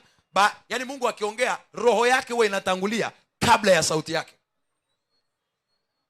Kwa hiyo kuna roho itakuingia ili hata uweze kumsikia Mungu sawa sawa. Kuna roho itakuingia ndio itakusaidia uweze kumsikia Mungu sawa sawa akisema. Ndio maana anasema mara moja, amesema mara mbili nimesikia. Kuna namna. Angalia hapa watumishi wa Mungu. Kwa hiyo anasema Zaburi 29:11 anasema sauti ya Bwana ina nguvu. Maana yake unapata access na sauti ya Mungu. Naamka unasikiliza mahubiri ya mchungaji wako. Kwa mfano unajifunza Jumapili. Jumapili ile sio kila kitu utaweza kukapcha Jumapili. Yale mafundisho ya Jumapili unahitaji kurudi nyumbani, chukua ile link rudia tena. Toka hapa kwenye ibada rudi nyumbani, chukua ile link rudia tena. Kuna vitu utahisi ulisikia ukusikia. Mpaka utakaposikia tena ndio utajua ukusikia. Hata hapa sio kila kitu utasikia. Kwa sababu wakati mwingine unasikia kile ambacho unahitaji. Na kuna vingine ambavyo ulikuwa vimesemwa, lakini kwa sababu ulikuwa uvihitaji kwa wakati huo, kwa hiyo kuvisikia. Ila wakati mwingine ukija ukisikia, utavisikia. Sauti ya Mungu inapatikana wapi? Haraka haraka, eneo la 3. Sauti ya Mungu inapatikana kwenye kusanyiko la Mungu. Kama unavyokuja hivi, kuna nguvu ya Mungu inaachiliwa hapa. Kuna nguvu ya Mungu inakuwa kwenye kusanyiko lake. Zaburi 16:11. Na kwenye kusanyiko la Mungu ni mahali ambapo unakutana na neno la Mungu, unakutana na nini? Sauti ya Mungu, unakutana na uwepo wa Mungu. Anasema palipo wawili watatu waliokusanyika kwa jina langu, mimi niko hapo katikati yao. Maana kwenye kusanyiko la Mungu unapata advantage nyingi. Ndio maana usiache kuja kwenye ibada. Yoyote, ukisikia imeitwa yoyote, ujue ni mwaliko wako kuja kupata nguvu za Mungu. Yoyote, achana na pastor atahubiri nini. As long as kuna uwepo wa Mungu kwenye hilo eneo, ujue kuna nguvu za Mungu pia. Kwa hiyo hata kama ujumbe wa siku hiyo ukua kwa ajili yako, lakini kwa sababu ulikuwa pale, wewe teka nguvu za Mungu. Teka nguvu za Mungu. Halo? Unanisikia vizuri? Unanisikia vizuri? Nimesema kwenye kusanyiko la Mungu. Zaburi 16:11 anasema uweponi mwa Bwana. Zaburi 16:11. Zaburi 16:11. Utajirisha njia za uzima. Mbele za uso wako ziko furaha tele. Na katika mkono wako wa kuume mna mema ya milele. In fact, katika huo uwepo wa Mungu ndio kuna mkono wake pia wa kuume. Mkono wa kuume wa Mungu ni upande wa Mungu wa nguvu za Mungu. Anasema Mungu anamwambia Daudi kwenye Zaburi 89:21 anasema mkono wangu utamtia nguvu. Mkono wangu utakuwa thabiti juu yake na mkono wangu utamtia nguvu. Maana nguvu za Mungu ziko kwenye mkono wa Mungu. Kwa hiyo unapokaa kwenye uwepo wa Mungu na mkono wa Mungu wewe unakuaga eti wewe uko hapa, si ndio Nisikilize, wewe si uko hapa na mkono wako uko hapa au haupo? Niambieni sasa, wewe uko hapa, mkono wako uko hapa au haupo? Au umeuacha kule ndani kwenye bodaboda, kwenye daladala uliokuja nayo, au umeuacha hostel? Uko hapa. Maana yake mahali ambapo uwepo wa Mungu upo na mkono wa Mungu pia upo. Kwa maana Mungu anamwambia Musa, anamwambia unapokwenda uso wangu utakwenda pamoja nawe. Na uso wa Mungu ulikuwa unaenda na mkono wa Mungu. Angalia maajabu yalikuwa yanafanyika. Mpaka inafika mahali Farao na watu wa Farao wanaambia hiki ni chanda cha Bwana, hiki ni kidole cha Mungu. Maana yake na mkono wa Mungu ulikuwa kazini na Musa. Mkono wa Mungu lazima uwepo mahali ambapo Mungu yupo. Angalia tena kwa haraka haraka watu wa Mungu, kusanyiko la Mungu, kusanyiko la Mungu. Andiko lingine, kitabu kile cha Zaburi 133 mstari wa 1 hadi wa 3. Anasema tazama jinsi ilivyo vyema na kupendeza ndugu wakae pamoja kwa umoja. Ni kama mafuta mazuri yashukao ndevuni pa Haruni. Alafu anasema mahali hapo kuna upako unamiminika, mafuta hayo mazuri, mafuta hayo mazuri. Mafuta hayo mazuri. Mafuta ni upako. Upako ndio hiyo nimekwambia ni nguvu za Mungu na roho wa Mungu. Usiache kukusanyika na wengine. Jambo lingine kwa haraka haraka ambalo limebeba nguvu za Mungu ni neno la Mungu. Ni neno la Mungu. Ni neno la Mungu. Ni neno la Mungu. Haleluya. Haleluya. Haleluya. Sasa twende kwa haraka haraka. Pastor aliniambia pale kwamba nizungumzie nafasi ya kwenda katika nguvu katika kutengenezwa kwa ajili ya Mungu. Luka sura ya 1 mstari wa 17. Na nataka uandike haya mambo manne kwa haraka haraka. Jambo la kwanza. Mungu hatumii chochote. anatumia wenye nguvu. Mungu hatumii chochote, bali anatumia wenye nguvu. Mungu hatumii chochote, anatumia wenye nguvu. Nisikilize, kama uko hapa mtumishi wa Mungu, unataka Mungu akutumie. Mungu hatumii chochote, hatumii chochote, anatumia chenye nguvu.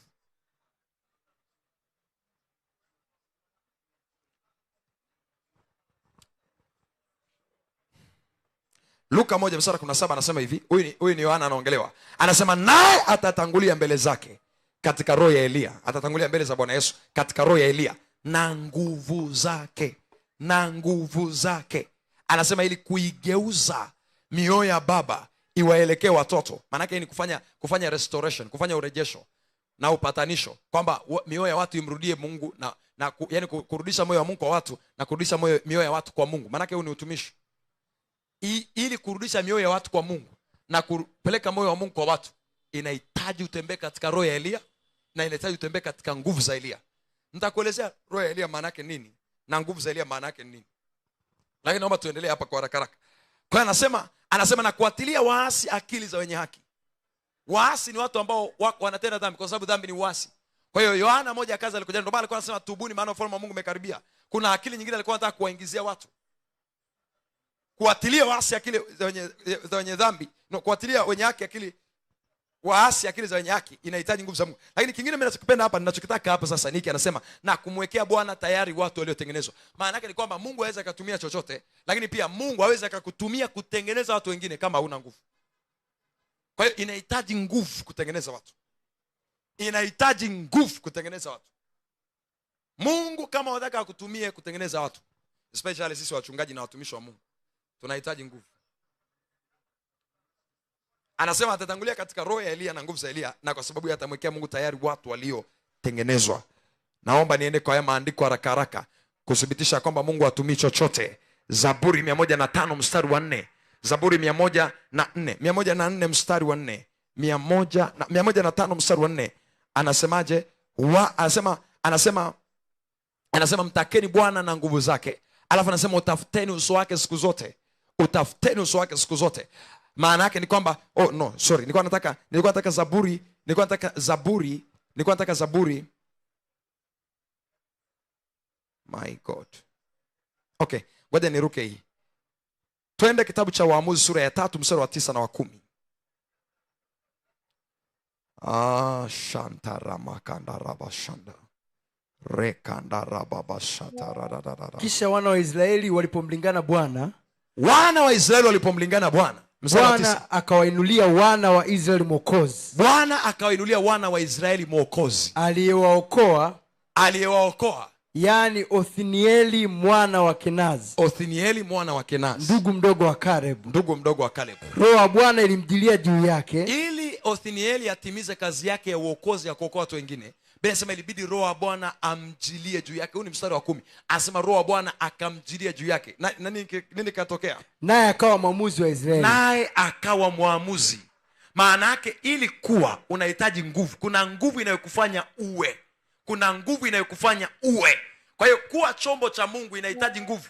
Na hiyo nguvu ndio nguvu itakayokufanya uwe. Anasema watu waliompokea aliwapa uwezo wa kufanyika chombo cha Mungu. Inahitaji nguvu za Mungu. Nguvu za Mungu lazima zihusike ili ufanyike kuwa chombo cha Mungu. Anasema Othnieli alichaguliwa kwa, yani unaweza kuwa una wito mkubwa wa Mungu huko kwenye maisha yako na huko hapa. Inawezekana mwingine naongea na wewe hapa, umewahi kulala usiku ukaota uko mahali, labda kama ni mtu wa huduma, uko mahali maelfu wamesimama wanakuangalia, au unaimba mbele ya maelfu ya watu, au umesimama labda umeitwa kuwa kiongozi, na umesimama mahali ambapo unaongea na maelfu ya watu, au umeitwa kuwa mfanyabiashara na ukaona jinsi ambavyo una maelfu ya makampuni ambayo umeyafungua, au kuna maduka, au kuna masupermarket umeeneza kila mahali, au kuna masheli ya kwako unayamiliki kila mahali. Inawezekana kuna maono makubwa Mungu amekwambia, lakini hayo maono nataka nikwambia kwamba hayatakuwa kwa sababu Mungu amekwambia, yatakuwa kwa sababu Mungu amekuwezesha kwa kukupa nguvu zake. Ninasema hapo Othnieli, Roho wa Bwana akaja juu yake, na Othnieli akawa mwamuzi kwa Israeli. Ukiendelea mbele kitabu cha Waamuzi sura ya 6 mstari ule wa 34, anasema Roho wa Bwana akaja juu ya Gideoni, na Gideoni akaweza kuwaokoa wana wa Israeli kwenye mikono ya adui zake. Ukiendelea tena mbele kidogo, Waamuzi 11 ule mstari wa 29 anasema Roho wa Bwana akaja juu ya Yefta. Yefta ambaye alichaguliwa kuokoa watu kwenye mikono ya adui zao. Roho wa Bwana akaja juu ya Yefta, na Yefta akawapiga adui zake. Ukiendelea tena mbele kidogo, Waamuzi 13 ule mstari wa 25, huyu ni Samsoni akiwa amezaliwa, akiwa tu mtoto. Ni kweli ana wito, na wito wake umetangazwa kabla hajazaliwa, ila alipokuwa mtoto anasema Roho wa Bwana akaanza kumtaharakisha Samsoni. Maana yake akaanza kumwendesha na kuombea kwa mamlaka ya jina la Yesu. Mwingine, nguvu za Mungu zinapokuja juu yako, sio kwa ajili ya kutumika kwanza, ili zianze kukuendesha kwenye mambo yanayokujenga, zianze kukuendesha labda kwenye mifungo, labda kwenye mikesha, labda kwenye maombi. Kitabu cha Luka sura ya 4 ule mstari wa kwanza, baada ya Roho wa Bwana akuja juu ya Yesu kwa mfano huo, anasema Yesu akaongozwa kwenda nyikani kwa Roho Mtakatifu. Maana yake mwingine, nguvu za Mungu zinapokujia ni ili zikupeleke kwenye mchakato wa kuwa vile ambavyo unapaswa kuwa, zikupeleke kwenye kulipa gharama. Hauwezi ukalipa gharama ya kuwa vile ambavyo Mungu anataka uwe bila msaada wa Bwana, bila nguvu za Bwana, bila uwezesho wa Bwana. Nisikilize kwa makini. Biblia inaniambia kwamba Samsoni akaanza kutaharakisha. Mwambie Roho wa Bwana nitaharakisha, niendeshe kwenye mikesha, niendeshe kwenye maombi, niendeshe kwenye kusoma vitabu, niendeshe Roho wa Bwana, niendeshe kwenye kujituma, niendeshe kwenye bidii. Roho wa Bwana niendeshe Roho wa Bwana, niendeshe Roho wa Bwana kama ulivyomwendesha Samsoni, kama ulivyomwendesha Bwana Yesu kampeleka. Nipeleke na mimi, nipeleke kwa uwezo wako, nipeleke kwa nguvu zako. Roho wa Bwana nipeleke. Wakile kitabu cha Waamuzi 14 mstari wa 6, simba anamngurumia Samsoni. Samsoni sio Samsoni mpaka Roho wa Bwana amekuja juu yake. Anasema Roho wa Bwana akaja juu ya Samsoni, naye akampasua simba kama mwanambuzi. Maono Mungu aliyokuambia ni ya kweli, ila unayaona ni ya uongo kwa sababu hauna nguvu. Na nikwambia, ukiwa na nguvu za Bwana, hayo maono hayasemi uongo.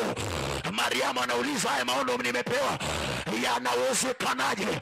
Anaambiwa, mwanamke tulia, uwezo wa Bwana utakujilia juu yako. Hujajua mwanaume, ila ukiwa na uwezo wa Bwana, hakuna mambo ambayo hata wanaume wasipokuwepo uwezo wa Bwana unaweza kufanya. Hakuna mambo ambayo hata kama watu wakukusaidia hawapo, ila nguvu ya Bwana inaweza kufanya. Zaburi 110 ule mstari wa 3 anasema watu watajitoa siku ya uwezo wako. Maana yake ukiwa na nguvu za Bwana, watu sio shida. Ukiwa na nguvu za Bwana, watu sio tatizo. Wasaidizi wa tima sio tatizo. Hawajakujulia, maana wanahitaji kuvutwa na sumaku inaitwa nguvu za Bwana. Biblia inasema ya kwamba kitabu kile cha Luka sura ya 4 mstari wa 14, Yesu akarudi kwa nguvu za Roho, akarudi kwa nguvu za Roho. Roho wa Bwana siondoki kwenye ibada hii bila nguvu zako, asiondoki bila nguvu zako. Ninarudi nyumbani kwa nguvu zako, ninaiendea huduma kwa nguvu zako, na uingilia mwezi wa 3 kwa nguvu zako, naiendea semista yangu kwa nguvu zako, naiendea ndoa kwa nguvu zako, naiendea biashara kwa nguvu zako. Nguvu za Bwana. Sikiliza tena, Yesu anawaambia wanafunzi wake, Matendo 1 ule mstari wa 8, anawaambia msiondoke hapa. Maana yake hauruhusiwi kuondoka, utabakia kwenye uwanja wa ndege kama una nguvu za Bwana. Mungu hawezi akakuruhusu kwenda. Ni kweli unaitwa kimataifa, umeitwa kama Yeremia, unaitwa kimataifa, ni nabii wa kimataifa, ni mwinjilisti wa kimataifa, ni mchungaji kama mimi wa kimataifa, ni msomi wa kimataifa, ni kiongozi wa kimataifa, lakini Bwana atakubakiza mahali pa mangojeo. Hata umepokea nguvu, anasema hata amewachilia juu yenu Roho wa Bwana. Roho wa Bwana uko wapi? Anijulie juu yangu na unipe nguvu. Roho wa Bwana uko wapi? Anijulie juu yangu na unipe nguvu. Anasema nanyi mtakuwa mashahidi, na mtaanzia Yerusalemu, na mtaanza kwenda Uyahudi, na mtaendelea kwenda mahali pengine hata miisho ya dunia. Nadhani kuambia kwamba wito wako utazidi kutanuka kwa kadri ya nguvu za Bwana juu yako. Zataradabaka yanta makadababo zantele makarababa yakana mama sana. Ukiwa na nguvu za Bwana hauwezi ukafungwa. Ukiwa na nguvu za Bwana hauwezi ukaonewa. Anasema kwa wingi wa nguvu zake adui zake wanajipisha chini yake. Nguvu za Bwana zitafanya nini kwako? Namba moja, nguvu za Bwana zitakupeleka kwenye utimilifu wa baraka ya Bwana juu yako. Kila baraka iliyowekwa juu yako inahitaji nguvu kuzaliwa. Mungu anambariki Adamu, anamwambia nenda ukazae, nenda ukaongezeke, nenda ukatishe, nenda ukatawale. Nisikilize kwa makini.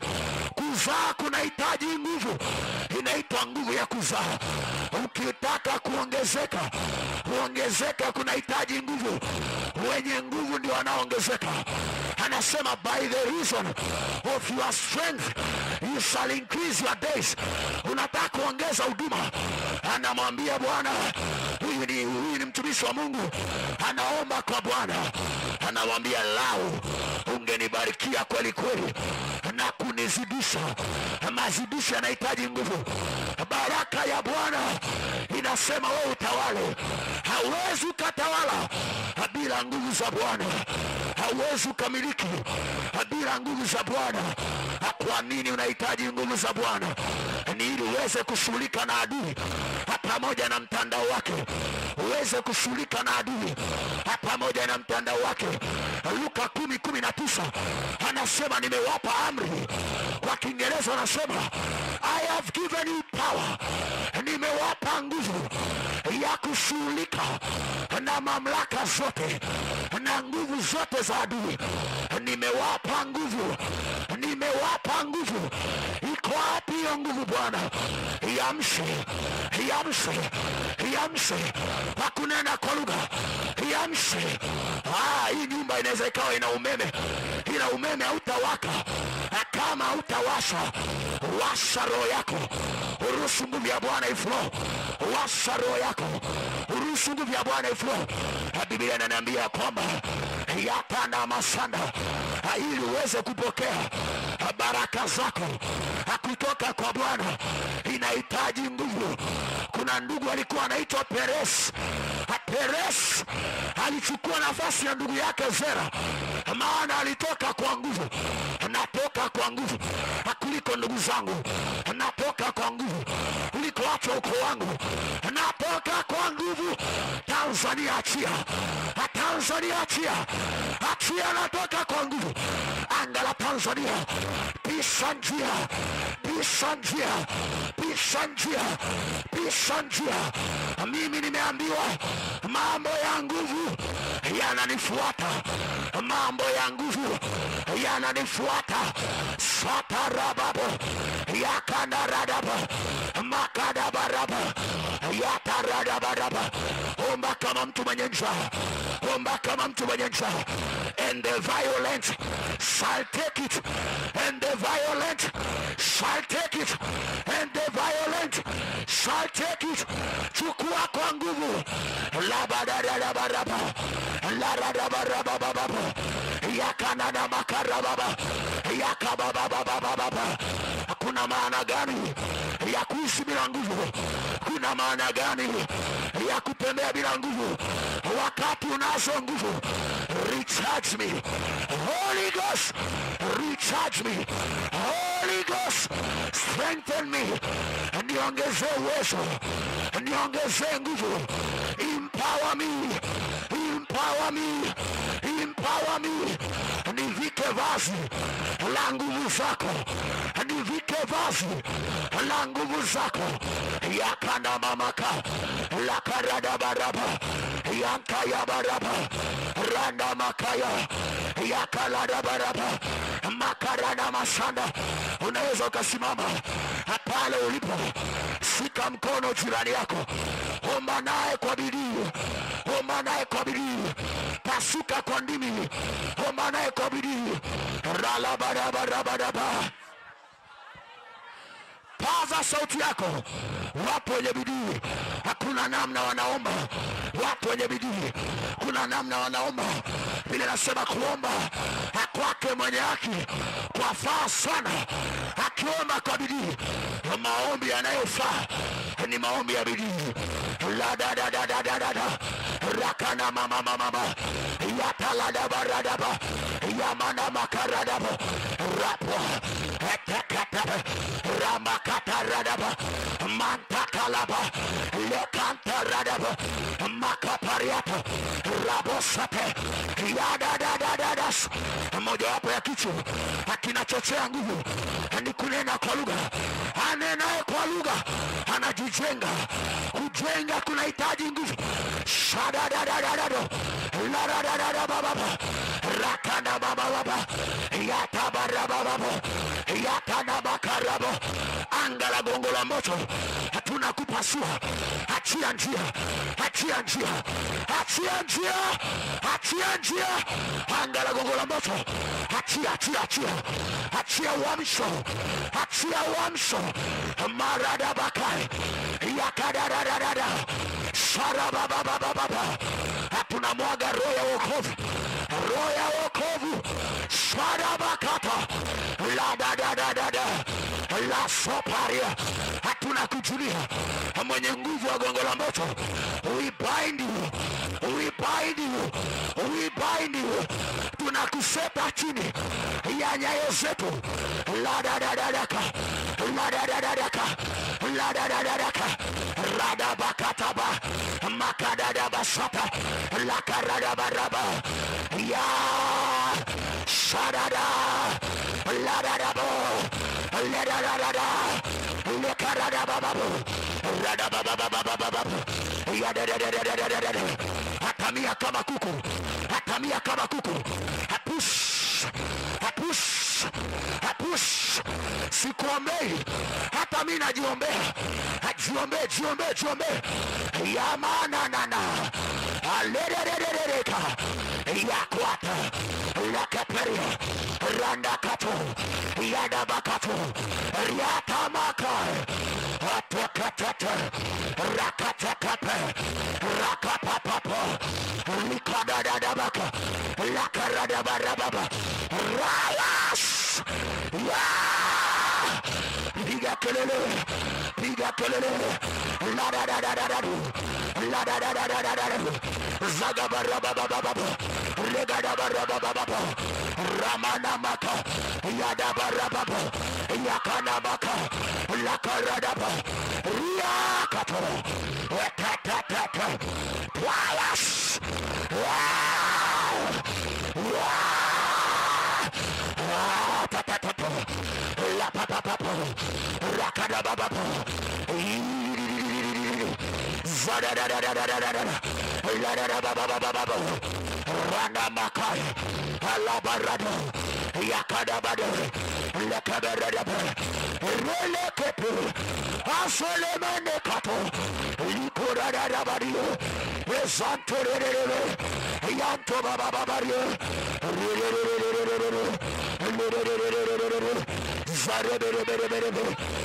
lele katorada yanderene katarababo rianana makatolia esapariele kato yatamaka yakaparababo rayakato zababababababa zababababababa zababababababa. Kunywa maji. Yesu amewaita wenye kiu. Kunywa maji. Drink, drink. Kunywa maji. Haya ni maji, ni roho wa Bwana. Wenye kiu kunywa, wenye kiu kunywa. Manta Yatalabako Rantamalabaka. Naona malaika wa Bwana hapa.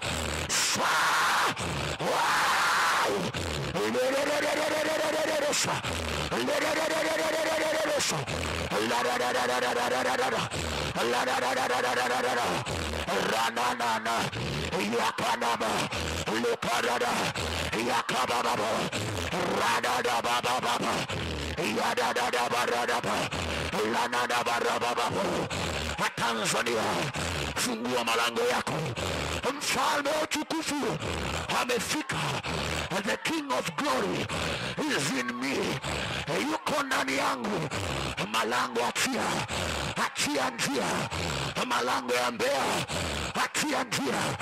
Malango ya Iringa, achia njia. Malango ya Mwanza, achia njia. Malango ya Lindi, Mtwara, Ruvuma, achia njia. Samsoni alikuwa na nguvu, akang'oa malango ya mji, akapanda nayo mlimani. Hayo malango yanayozuia vijana wa taifa langu, nang'oka nayo, nang'oka nayo, nang'oka nayo, nang'oa yanayozuia watu kwenye familia yangu. Radadadadadada yadada baba baba baba rakada baba baba baba ya tapo la sa ayakato lekato lekatola alanto parada ranto kabaria. Ni mwanamke uko hapa. Mariamu alikuwa ni mwanamke, akafikiri hawezi bila mwanaume. Ni uongo ya kwamba mwanamke hawezi bila mwanaume. Sijaribu kukuza ya kwamba mwanamke anaweza peke yake tu. Najaribu kusema ni kwamba Mariamu anaambiwa Roho wa Bwana, nguvu za aliye juu, yandori yakato lekoranaka yanana makabaraba yaradaba katabaya mantala baradaba yantoradaba kaya yantamakarabadia.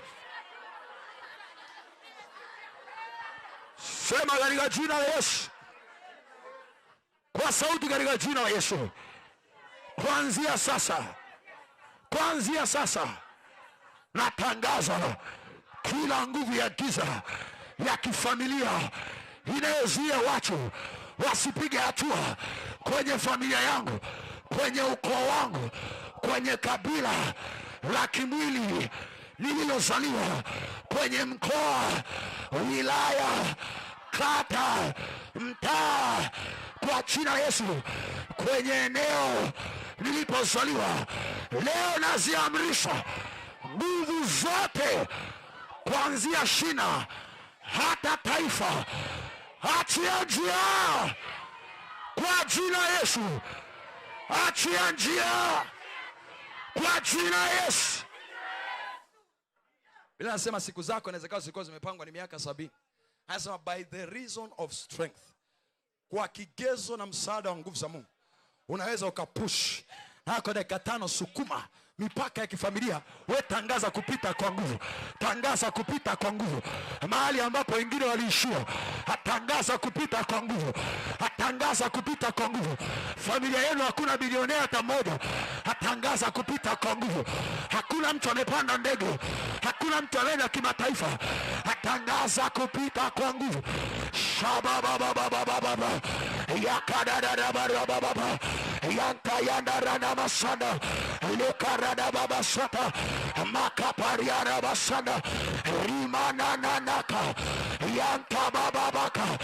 Napasua mipaka ya kina Makindi, achia njia, achia njia. Mipaka ya kina Makataji, pisha njia, pisha njia. Mpishe Masihi wa Bwana, mpishe Masihi wa Bwana. Pastor Jordan, mpishe Masihi wa Bwana. Joseph Orel, pisha Masihi wa Bwana kwa jina la Yesu. Mipaka ya kina Chaula, achia njia.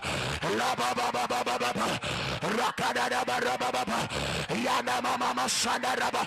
Pasua pasua pasua. Hakwenu watu waolewi. Vunja vunja laana za ukoo. haribu kwa jina Yesu. Shadabarababa, jinasiwe kwa nguvu. Yanda karanaba, la karababa, zayata, ladadadas, yadadadaba, ragabarababa, yakanana mama, makabarababa, zatekete, lekatarada, makaradaba, zanda karababa. Napasua mipaka. Wengine walifanikiwa wakiwa wazee, mimi nakwenda nikiwa kijana, nikiwa na nguvu zangu, nikiwa na nguvu zangu, nitamshinda shetani nikiwa kijana na nguvu zangu, na nitajaa neno. Shanda baba baba, mashetani ya nchi nayashinda nikiwa kijana, mashetani ya dunia nayashinda nikiwa kijana, shetani wa umaskini na kushinda nikiwa kijana, shetani wa zina na kushinda nikiwa kijana, shetani wa magonjwa na kushinda nikiwa kijana, shetani ya tandabakaya makarada basanda. Tumeandikiwa vijana, maana tumemshinda. Hatumekushinda, hatuna tangazo kwenye eneo la elimu. Mashetani msiotaka tusome, tumeshinda. Inua mikono yako juu kila mmoja. Nguvu za Roho Mtakatifu ziko mahali hapa. Kwa dakika 2 nataka niruhusu nguvu za Roho Mtakatifu zitembee. Nilikwambia leo usikupokea mambo ya Mungu lazima una shauku. Lazima una shauku. Tayari Roho Mtakatifu ameanza kubadilisha watu hapa. Tayari kuna nguvu zimeanza kuachiliwa. Kuna mtu naona Bwana anakupa neema ya kuomba zaidi, ya kuomba zaidi, ya kuomba zaidi, ya kuomba zaidi. Kuna nguvu ya Bwana inakuja juu yako, ya kitofauti, ya kitofauti, ya kitofauti, ya kitofauti. Walikudharau sana, lakini nikwambie kwa nguvu za Bwana unakwenda kwa jina Yesu. Kwa nguvu za Bwana. Hatukuja kupoteza muda hapa, hatulikuja tujaze, hatulikuja tupokee. Naita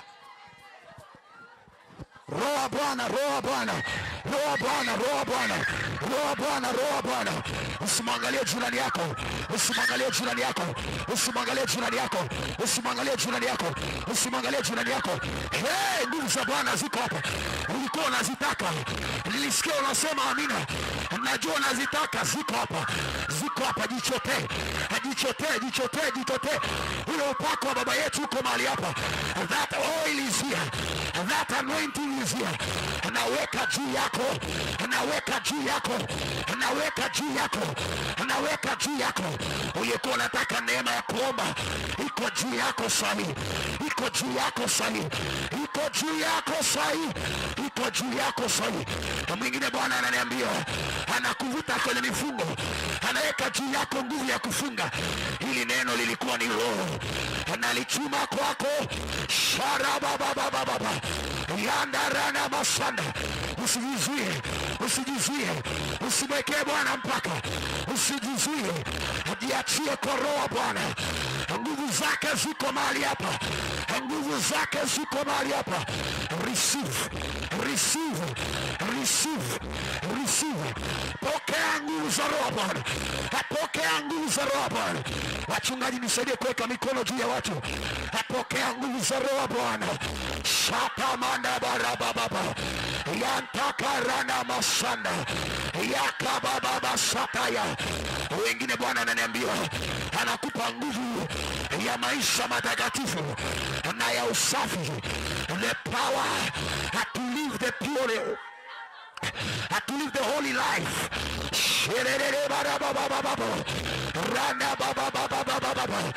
Fungua sana kinywa chako.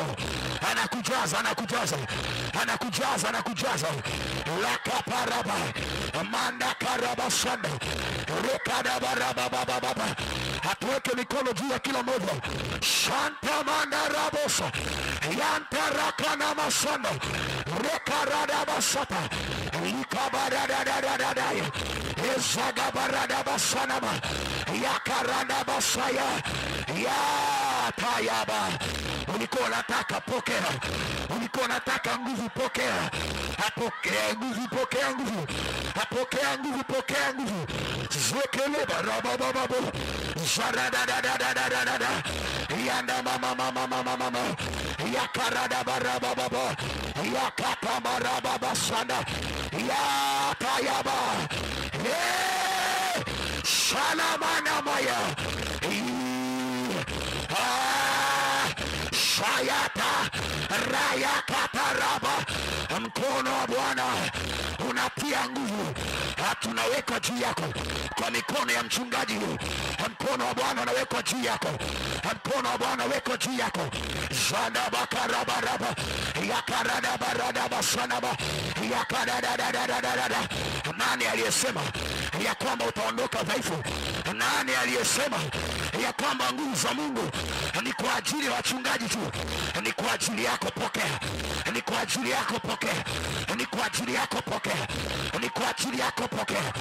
Zakataya, rakataya, rakataya, yakatora, yatamakata, yatamakata, yatamakata, yatamakata, sata, yakataradara, zantaya rabakata, rikanta bababa yada, rikada basana maya. Usimwangalie yote, weomba. Zamia, zamia, zamia, zamia uweponi. Unapotelea uweponi mwako, unapotelea uweponi mwako, unapotelea uweponi mwako.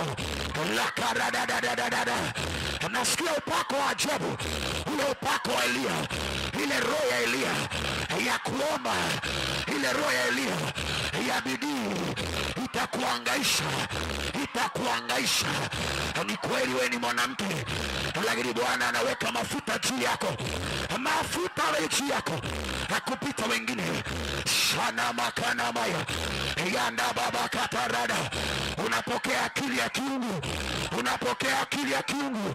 Zeterererere, janderererere, randa kataranama, yama karabasanda. Hizo nguvu za giza anazipasua pasua, anazipasua pasua, anazipasua pasua. Kanta mayanda, you principalities, rose from maeneo, I bind you by the power of the blood of Jesus. Anawafunga leo wewe mwenye nguvu wa Gongo la Mboto. I bind you, I bind you, I bind you, I bind you. Na kufunga mwenye nguvu wa Gongo la Mboto. I bind you, na kufunga, na kufunga, na kufunga. Hauna nguvu, na kufunga. Nachukua silaha zako, nachukua watu wako, nachukua silaha zako, nachukua watu wako. I command you, attack your Lord and God. Beba mizigo yako uende. Shanta baba baba baba baba. Kwa njia inafungua lango la watu kuja kanisani, kama alivyokuwa mwanamke Msamaria aliposhughulikiwa na Bwana. Mji wa Samaria ulifunguka na kufungua, na kufungua roho za kimaeneo zilizowekezwa ndani yako. Nashindana nazo, nashindana nazo kwa upako wa Roho wa Bwana, nashindana nazo kwa neno la Bwana. Neno hili lina nguvu, ni kama nyundo ivunjayo. Vunja na vunja na vunja na vunja na vunja na vunja na vunja na vunja. Kama uwekezaji umewekwa makaburini, madhabahu ya giza, kama imewekwa mahali popote, barabarani, vioni, na vunja na vunja na vunja na vunja na vunja na vunja. That evil altar, hiyo madhabahu ya kuzimu iliyosimamishwa kupitia mtu, na yangusha kwenye mji. Anguka yakababababababa shata, na kupasua. Anguka, anguka, anguka, anguka, anguka, anguka. Sarabakata mayana, zanta makaraba shanda, ranta makarada bayata, zekaparia makana mashanda, rakada baba shata, yakaparanda bakata, rekanta baba basaya, makaparianda rarabo, zeperere basanda, rekerere yanta bararararara. Yesu, tukuambie nini? Yesu, tunakushukuru. Asante Yesu. Ni nani anayeweza kufanya hivi isipokuwa ni wewe? Ni wewe peke yako mwamba, ni wewe peke yako jiwe, ni wewe peke yako Bwana, ni wewe peke yako Bwana. Kana na mashanda raka parada baka yakandarana masata yakaparana basanda ikantamanda radaba zantala babasaya yakantabarabasanda rekana makarabayada zaparada babasando yena nananaka ayelebeleda basanda. Ile njaa ambayo Mungu alitupa ikatupeleka mahali pasipo, anaiweka juu yako ikuvute na wewe vyumbani mwa Jehova, ikuvute na wewe mahali pasipo. Ile njaa iliyomvuta baba yetu anaiweka juu yako. Sharada bakata rakaparana masata lakadada basanda yana rakaya epababa bakato zete parada baya ekantamanda rantamakataya lakaya tosa zirala bakata rekalabala baba yantamayada basanda rantayanda karababo zetarada basataya lakarada basanaba yakanana makaya radabarababababa. Mungu anakupa njaa ya ajabu. Utashangaa mwili wako unajisikia tu shauku ya kunyima vitu vitamu vitamu. Hakuna vyakula utaanza kula. Hii njaa ya ajabu. Shatapa rakanaka yakaradaba makayadaba zaparadaba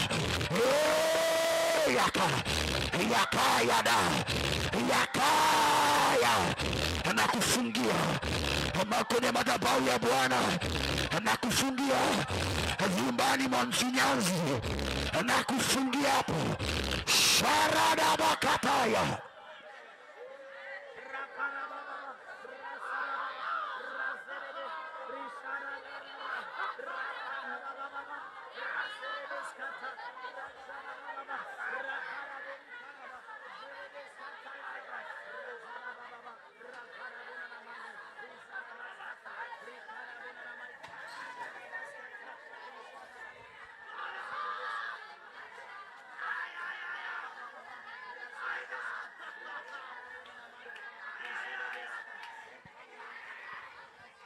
wala masanda karadaba zetayana mamamaka yatatala baba zanda karana mama. Ule moto ulimshika Yeremia akasema